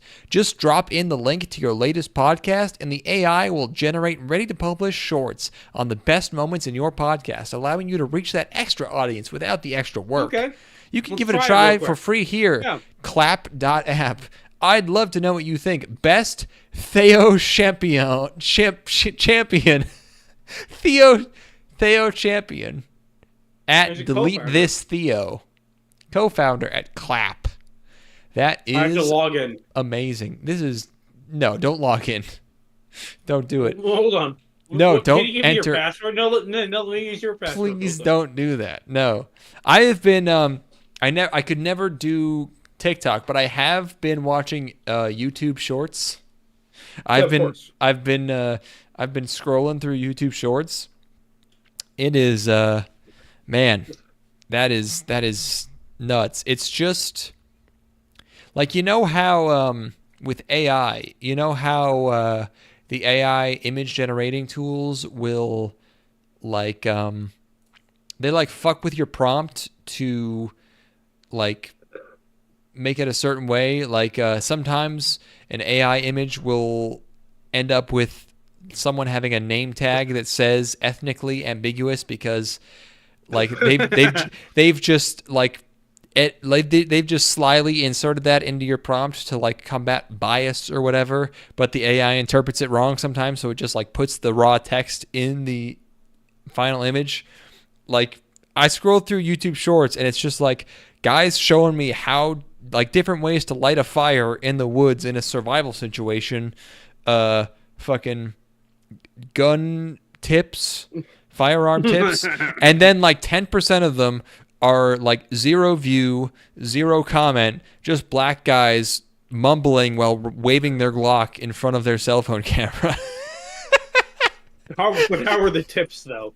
Did they give you pointers that you were looking for? It's fucking useless. No, it's retarded. It's like, oh, here's how to start a fire if you only have like a long length of wire and some fat wood and like a bunch of sawdust or, you know, whatever. It's just like a whole bunch of, here's how to light a fire that will last until morning, you know. Hold on. It's all fire stuff. Okay. You know. It's all fire stuff. Or it's like guys it's guys commentating over like bad like DIY videos, like and they're way too smug about it. Like all this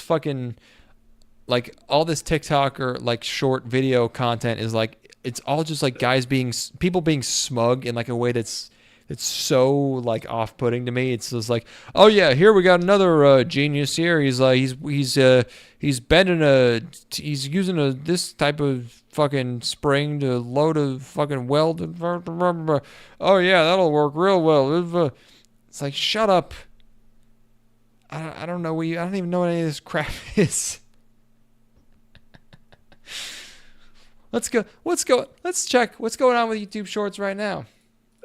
Yeah, let's go ahead. This is what's happening to me. Okay, glowing peanut butter.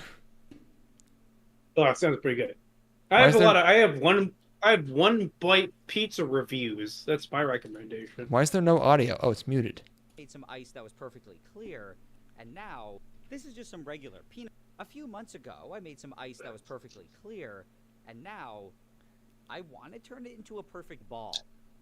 Okay, it's also Nile Red videos. He makes a lot of shorts. The Nile Red ones I like. I like the chemistry ones. But what else is in here? Is that Red Hot Nickel Ball guy? No. Nile Red is this Asian Canadian kid who just does chemistry. He's fun. And also it's this guy. I love this guy, Fishing Garrett. Oh fuck yeah! I was gonna talk about this guy. Fishing Garrett is this guy in Florida where he just walks around the bayou like barefoot, just like grabbing every insane animal he sees, and it's like he does like, it'll just be like this crazy scary looking like snake or frog, and he'll just be like, oh, here's an Amazonian red ball python, yoink, and he just says yoink for everything, and he just grabs it. He'll be like, oh, here's an emerald spotted tree frog, yoink. He just goes yoink for everything and just grabs it, picks it up, and he'll just cut to his hand is full of geckos, yet he's holding like 5 geckos in one hand, or not geckos, chameleons. He's holding 5 crazy chameleons in one hand. Or he'll like poke an alligator's tail, and it'll take off at like 50 miles an hour. It'll freak out so bad. He's a psycho. It's great. He rules. It's so funny. I just came across a giant reticulated python. Retics were released by exotic breeders many years ago, feeding on cats, dogs, and chickens, and goats. Getting absolutely huge. They are the longest snake in the world. Where you going, sweetheart? She tried to make a break for it, but I've been waiting a long time for this. Hopefully I don't get bit. That would not be fun. Yoink. She's a beauty. I was amazed by her strength and power. Everything you see in my videos should not be recreated. I am a professional. She ended up calming down and letting me hold her, but she's only 15 foot 4 inches. We're still looking for that 20-footer, everybody. Check out this giant Peruvian centipede. Aren't we all just looking for a 20-footer? Look at this fucking centipede. God fucking damn it. Ah! You gotta take the machete to that thing. Check out those forcipules. This is Puerto Rico's most venomous creature. Absolutely amazing. More intimidating than the retic. Yoink. We got a whip spider. These guys do look pretty gnarly, but they're harmless. Check out this freshwater crab. Gotta be quicker than that. Guys, this trip keeps getting better and better. I just found him. Guys, I'm in the Puerto Rican... This guy deserves to die. And I don't mean that because he seems like a bad guy, but like he deserves to die. Like, and this fucking lobster guy. It's just a Maine lobster guy who he's always just picking up lobsters. He just shows himself snipping barnacles off of lobsters. That's it. That's the whole video. So Keymailer is a service. And this guy weirds me out. I don't like this guy. I don't like this Dragon Force guy with the deep voice who's always talking about how like ethical he was when he worked at Blizzard or whatever. Something's wrong with him. I don't like him. Ratatoskra is a squirrel who lives on Yggdrasil, the giant ash tree that connects What is the nine this? realms of Norse mythology. Ratatoskra's job is to run up and down the trunk of Yggdrasil, carrying messages between the eagle Hraesvelg. That's insane. I don't know what that is. AI voice, explain it to me. Oh, you know what I saved? This was too good. I saved this from Shorts. All right.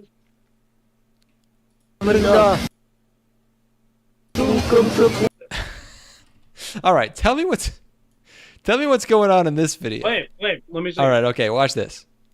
Sudah berulang kali ku bilang kalau aku bukan sepuh. Gear sepuh merendah, sungkem sepuh.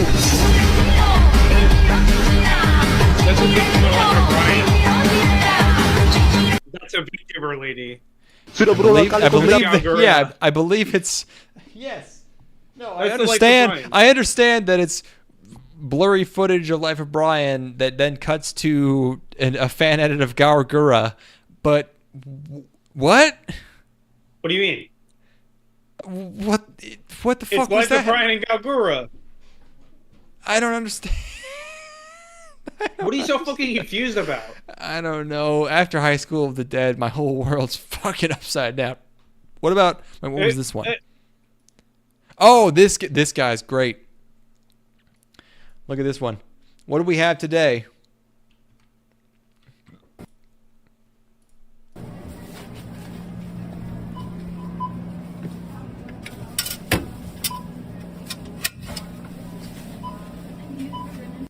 Nice. 1 cent US. Ooh, okay. Like and subscribe to Let's go. see what we find next time.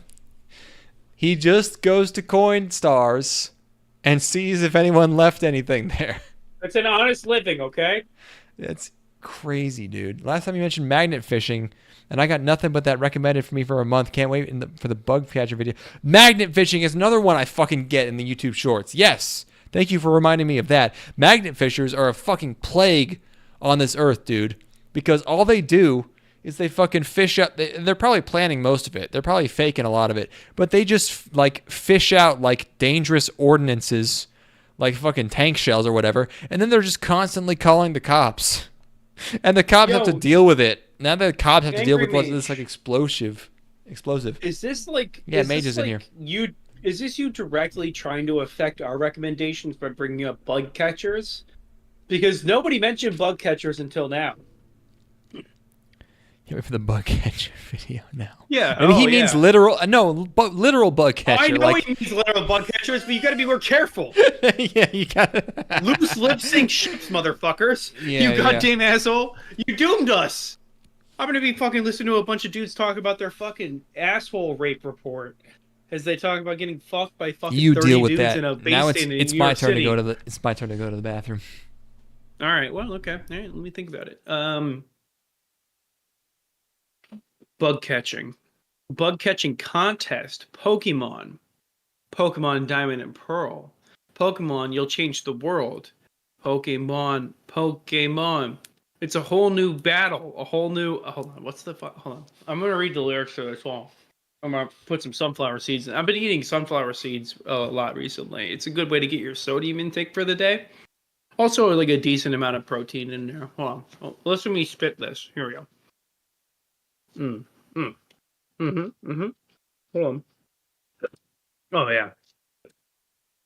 Right, get those fucking shells out of my mouth, motherfucker. All right. Pokemon Diamond and Pearl opening. I'm going to find that real quick.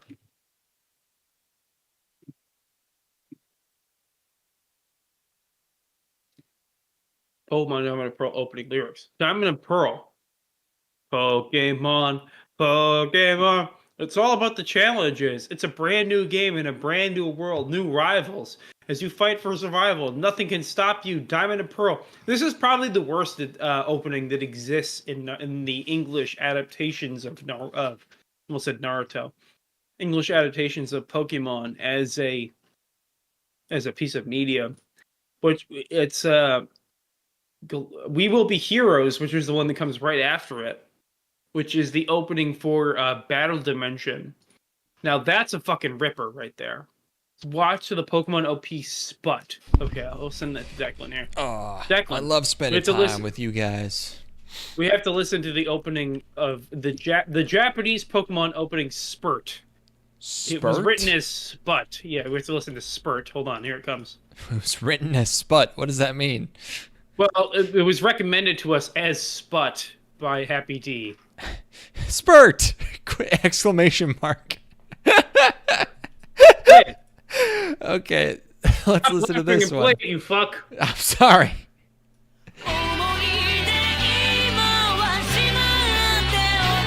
Yeah.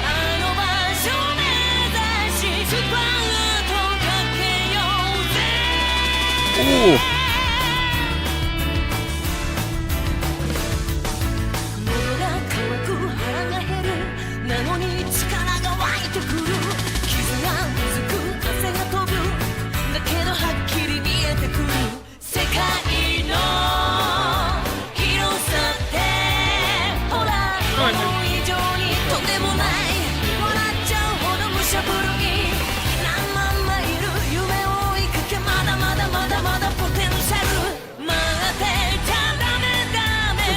I'm satisfied with this. I do like that. Pokemon opening 12 Galactic Battles English. Put that shit up. Put that shit on. Put that English. shit on right now. Sometimes it's hard to know which way you're supposed to go, but deep inside you know you're strong. If you follow your heart, you can't be wrong. Stand up for what is right. Be brave. Get ready to fight. Hold on. We're friends for life, and if we come together as one, complete the quest that we've begun, we will win the battle. Galactic battles, Pokemon. That's a song about gooning. If we come together, yeah, absolutely. complete the quest that we've begun. I like how it's this very straightforward song about friendship, and then it's at the end, at the very end, it's like Galactic Battles, Pokemon. By the way, the last second, literally the last second. Before you forget, it doesn't just shout Pokemon at you the entire time. No. Yo, the X, Y, and Z OP is crazy as well. Is that for the English or the Japanese version? I don't know. Oh yeah, that could go either way. Anyway, let's get to the end of High School of the Dead here. Oh yeah, I was talking about how they end up in the. Oh yeah, so Psycho is explaining how she loves murder, and then I'm pretty sure they fuck each other, like They sexual do, yeah. style, which is great. They We have a very Ray is the clearly defined main girl, Mm-hmm. and then it's like he just does it with Psycho, and I was like, damn, that's crazy. You don't see that much anymore. You don't High see that School happen. of the Dead gone sexual. And then after they do it, she is like, I can't murder anymore, and he gives her this very motivational tight boob squeeze, and then she powers Yes. up. Now she's even better at killing zombies. Yes, here's her in an apron. She does. She do be wearing an apron. Mm-hmm. And so sort of the final arc of the anime is they get to Takagi's family's palace, kind of, and there's sort of a period here where they kind of everyone starts to like freak out for kind of no reason. Like Takagi starts to get mad about stupid girl shit, about she's mad about how competent her parents are or something, that she snaps out of instantly because it doesn't make any sense. Hirano starts freaking out and becoming a weird, pathetic loser. And then, Takagi's dad is this extremely hardcore, tough guy, patriarch, who ends up being a pretty reasonable guy, which is kind of nice. Yeah. And then, in these last few episodes, they're hanging out here. The Shido guy comes back with his sex cult. And like I was talking about, that gets resolved quick as a motherfucker. Huh? Yeah, they hype up this guy as like the ultimate villain. Like, this is gonna be the humans are the real monsters guy. He's built up this huge sex cult, and then they just like kick him out, and he has to leave. Like, they make it seem like he's gonna convince everyone, like, because he doesn't have any. Like he like, there's no reason for them not to let him in, even except he's like creepy. But then they just kick him out anyway. I don't know what happened there. They I don't know kick if they out all the shortened teenagers too. They kick out all the teenagers. All of his because, all of his subordinates. His acolytes. Yeah, like they dump him, which just it doesn't. I mean, it's the right thing to do.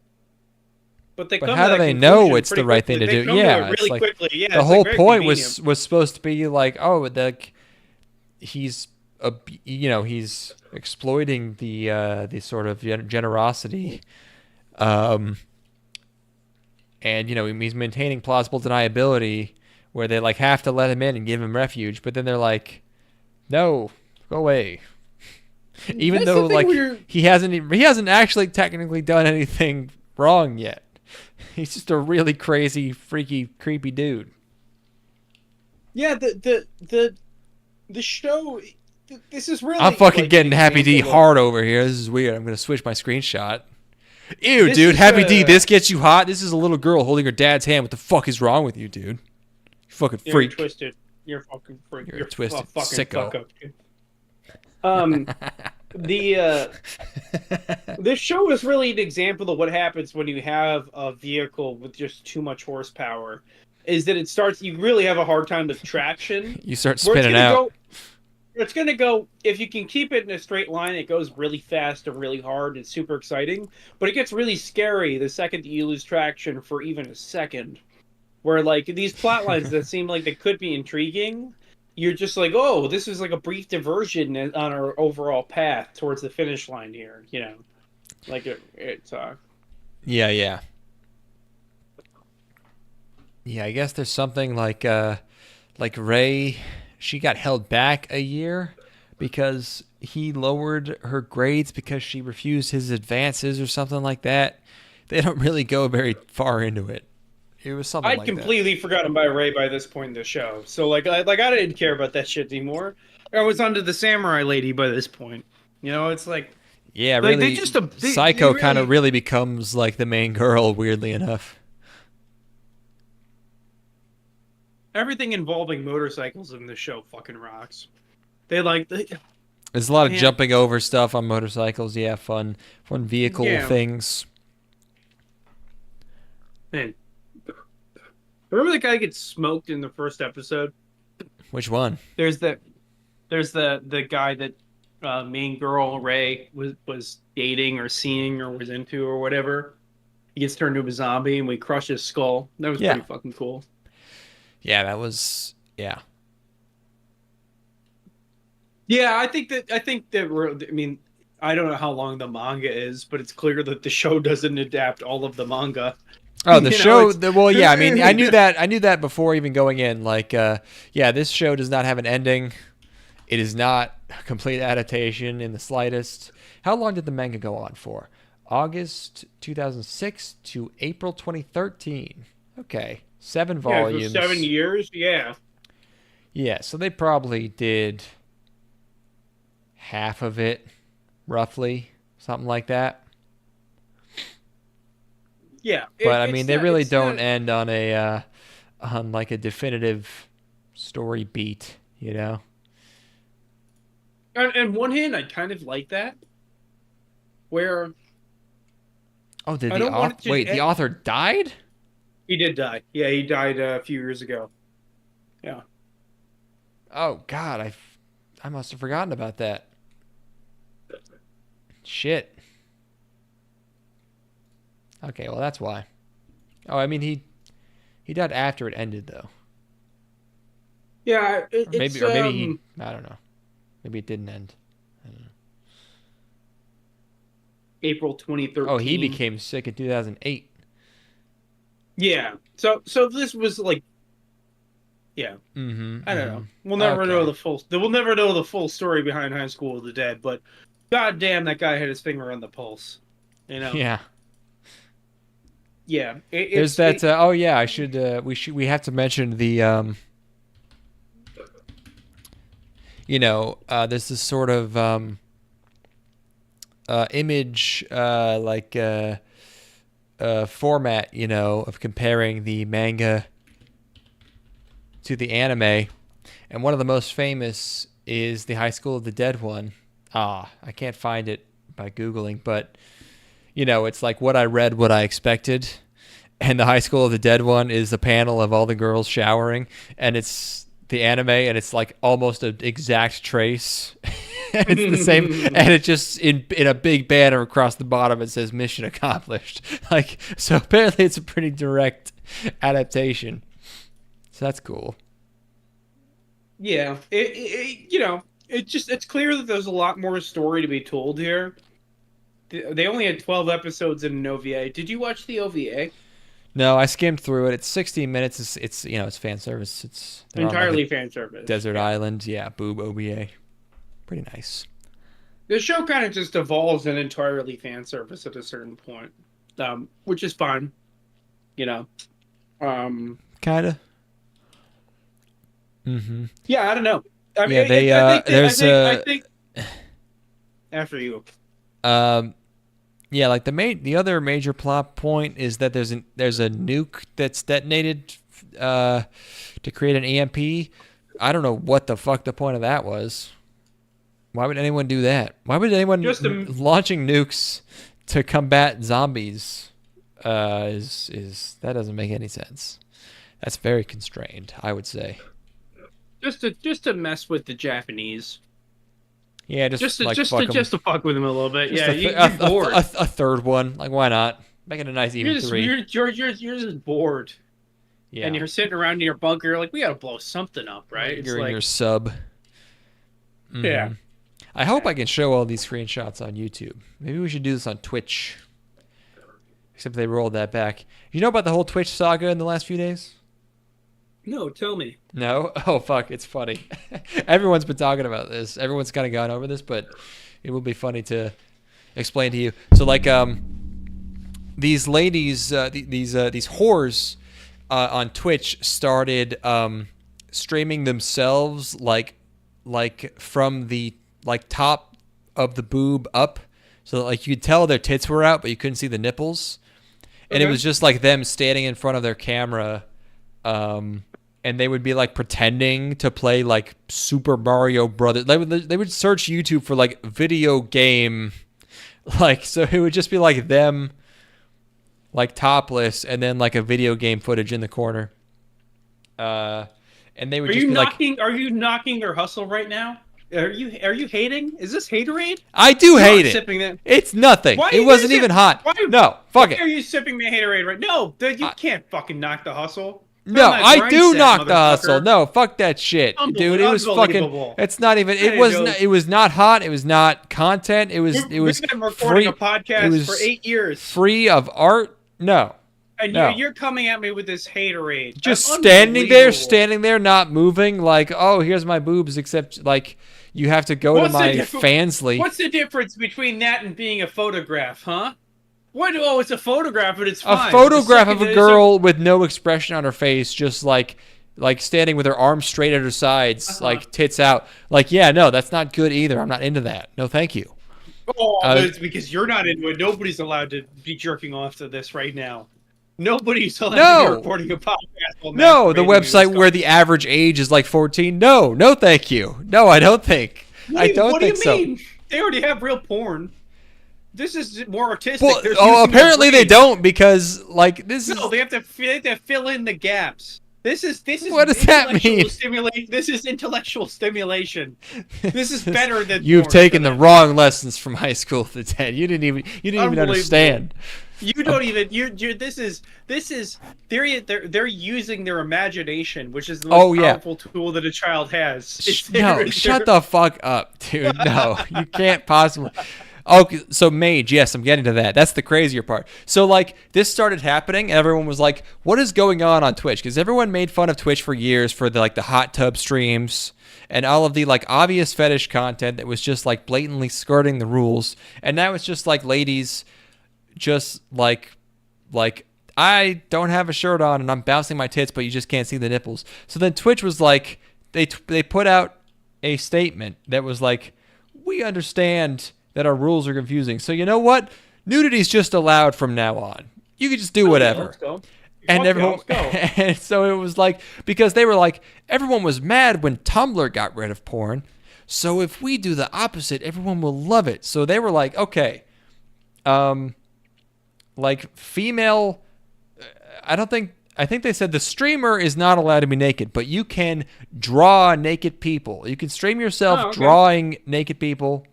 Artistic nudity. Yes. But then they were like, because there's VTubers too, right?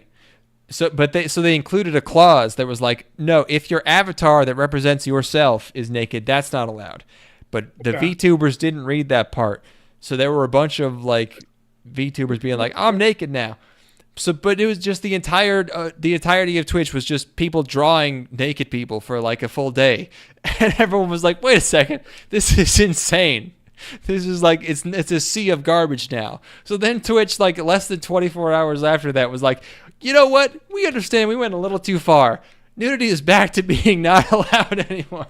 So it was just like this one day of pure anarchy that was very funny. Twitch is owned by Amazon, right? Yeah. Wow. I gotta switch their stock profile. So bizarre. It is a classic case of just like the customer not knowing what they want, where it was just like people were mad about Tumblr. So then it's like, hey, everyone, boobs. And everyone was like, no, because like there needs to be, you know, it's just a sea of garbage if it's just boobs allowed, you know? It's just content-free stuff. I mean, Amazon is up 5% in the last 5 days, so that to me indicates that boobs should be on Twitch. Well, but like, how did it do after they started banning them again? It dipped precipitously. It would drip like a whole $10. Yeah. So yeah, I can't really see just it doing well full... in the long term if it's just like a soft cam girl site, you know, like I just feel like that's not just being a portal to OnlyFans is not like there's not big money in that.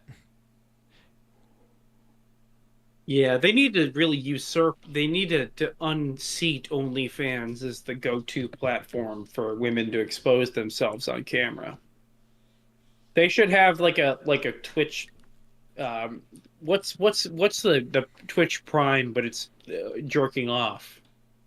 Help me with this. Twitch priming the pumps.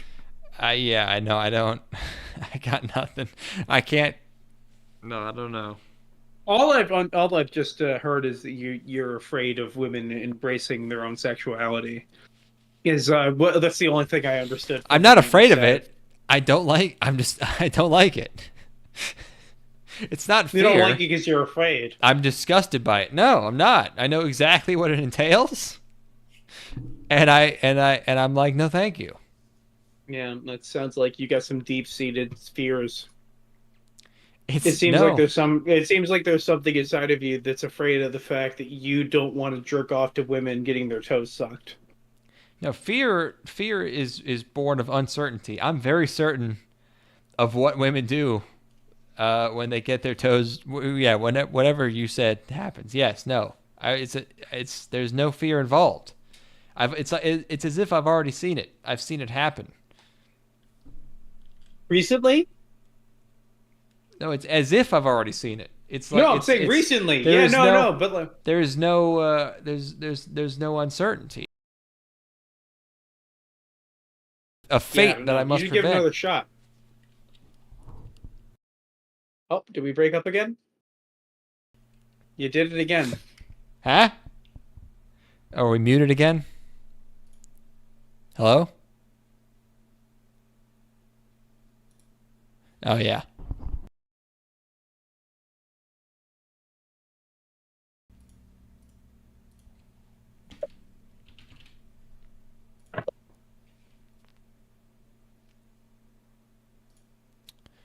Hold on, I got this.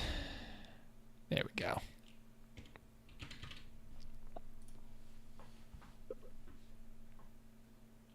Hello. Sorry, that's my bad again. You back? Did you just leave? Sometimes Oh, there you hard go. to know which Huh? way you're supposed to go, but deep inside, you know you're wrong. If you follow your heart, you can't be wrong. Stand up. What is Well, this is the important part. I'm almost there. We're friends for life, and if we come together as one, complete the quest. Yeah, it's not gooning. I'm pretty sure. Anyway, Yeah, is there that was me reading the voice cast of this show. I was like, Taketatsu Ayana, Kitamura Eri, oh, take me home to the place I belong. 2010. Titty monsters. Yeah. Yeah. All right. Well, I don't know. Do we really need to cover where this goes? I think we got there. Well, right? it doesn't go anywhere really. I mean, you know. Yeah, it doesn't. it's, It doesn't satisfy. It doesn't do a satisfactory conclusion. No. You know. But yeah, you know, it sure is something. It goes for it.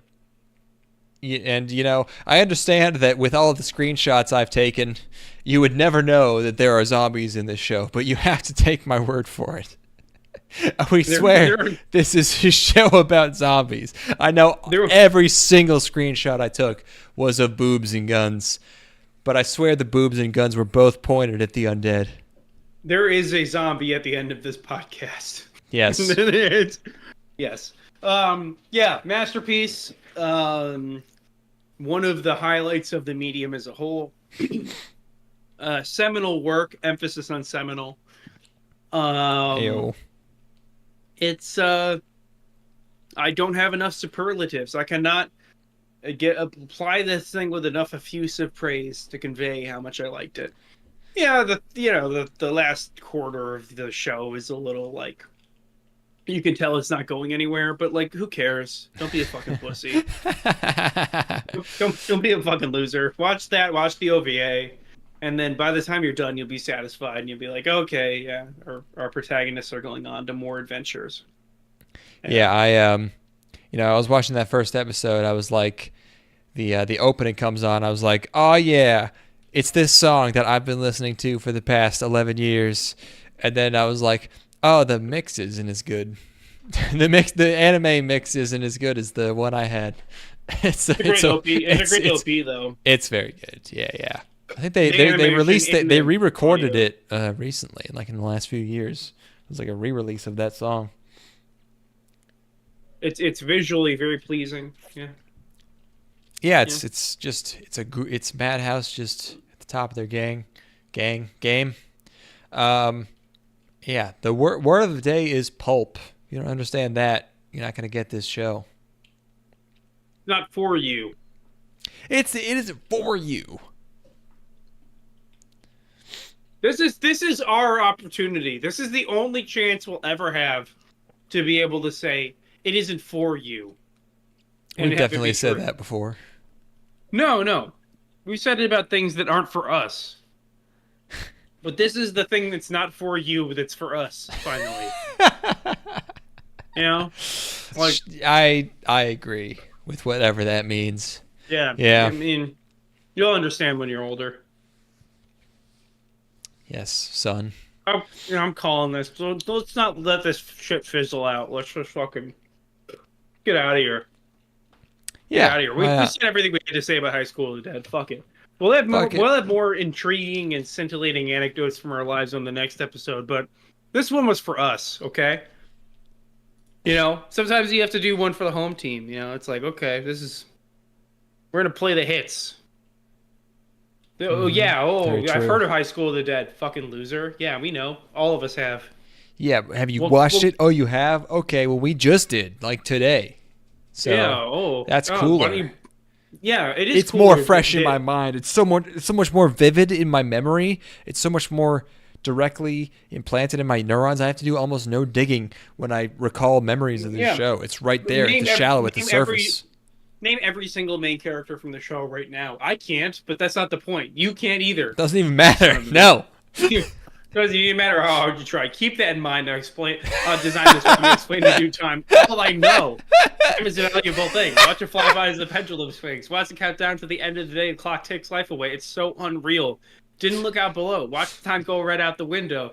Wasted it all, not even know. Hold on. Just to watch you go. I kept everything inside, even though I tried, it all fell apart. What it meant to me will eventually be memory of the time I tried so hard and got so far. Yeah, like that, you know? Exactly like that. Yeah, fuck you. Shut bitch. the fuck up. Shut the fuck up, person listening to this podcast right now. I'm not Declan, who's my friend. Not me. No, not me, part of the podcast. Not the other one guy, concurrent viewers. The other 4 left. This has been a great episode. You know what is it too much of a meme now? I kind of want to go and buy the crazy lemonade from Panera. But is it what? like, huh? What is this? Did you not know? No. Did you actually not know? Okay, No. maybe it's not too much of a meme. There's been 2 lawsuits now because people have died from drinking the caffeinated lemonade from Panera Bread. How the fuck did they fuck that up? Okay, so imagine you're buying something called a charged lemonade. Okay. If you 100 milligrams of caffeine. It's a fountain drink. Let's say you get a large, 32 ounces, right? Or 24 or 32 or something like that. How much caffeine would you expect? Maybe top end 180. All right. How about 390 milligrams of caffeine? Can you even do that? It turns out, yeah, you can. Yeah, you can. And a couple people have died because they drank like 3 in one sitting. Oh my god! Don't you have to drink like 2,000 milligrams to die of caffeine? Like 1,200. What is the toxicity? Well, one was an old man, and he drank like 1,200 milligrams. Oh, that's horrible. The other one was like a college girl. That's less horrible. Yeah, no, it's bonkers. But the thing is, like, if you're Panera Bread, you can't change anything because then you're admitting fault, right? Like, if you change something about your labeling or the way you sell it, you're like admitting that you did that. So they have to like keep on the course. So they have to just keep letting this. It looks like a slushy machine. Like it's just a thing you get a fountain drink full of, but it's just a lemonade. It's the lemonade that kills you.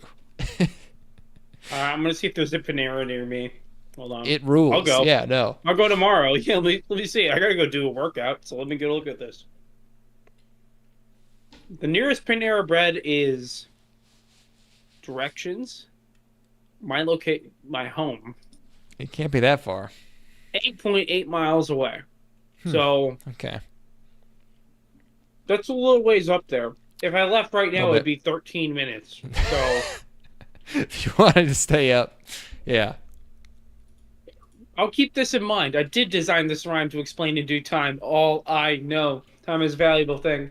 Watch it fly. Okay, whatever. I already did that one. All right, well. It's been a pleasure. What was I literally can't even remember the other thing we were going to consider watching other than High School that did. I'm so glad we decided to watch this. This was a great idea. Yes, no, yes. Watch list. Let's see. We got it was I remember what it was. It was High School of the Dead or Violet Evergarden. Yeah. Very different. Very different big boob ladies. Yeah. Oh man. Yeah, we made the right decision there. You know, they're both about trauma. For sure. Maybe we'll do that next. I don't know. We should do something, before January, before the next season. Oh yeah, definitely. No, I've got at least another one in me this month. So. Yeah, definitely. Okay. I got to do all my Christmas shopping this weekend. I actually got mine done already. Damn. Pretty stoked on it. It feels pretty fucking good. I did a good job too. I got my mom an orchid. I bought her like an entire orchid plant, and it was a gorgeous orchid too. Yeah, I crushed that shit. Not to brag, because I'm usually stressed out ordering stuff for people like like the week of Christmas, but being done now, oh buddy. Anyway, what are your big plans? What are your big Christmas plans? Christmas plans? I gotta get gifts for people. I gotta make some like food. I'm gonna make some apple butter for people to give out. I don't know. Okay. It's gonna be some prime rib at my mom's place. I don't know what my dad's making. He wants some type of meat, maybe a tenderloin. I don't know. I got my dad some trail camera accessories. Oh, and you know what? The funny haha joke gift that I got from my dad that I am proud of. It's very stupid, because he's always talking about running into a bear or a moose. Like he's obsessed with, like he pretends he's like scared of it, but you can tell he's like really wants to like encounter a bear or like some kind of large game. Yeah. So I bought him a moose call. Like horn. That definitely doesn't work, but it'll be funny. That'll be fun. Get a good chuckle out of that one for $12. It's nice. That's very funny. Yeah. All right. Don't use this unless you got somebody with you, because I know you're scared, Dad. Fucking yeah. Pussy. That's a scary one. All right. We hope you enjoyed the episode of the show. Always a pleasure. Yes. Join us next time for whatever we're doing. Oh yeah. This one. We were talking about this one. Follow us on Twitter. What am I at? TimeCube Isekai. Yeah. And you're at Shakira Butt Mail. I'll start posting there again if people follow me. Get all the new. You have it backwards. You have to start posting, man.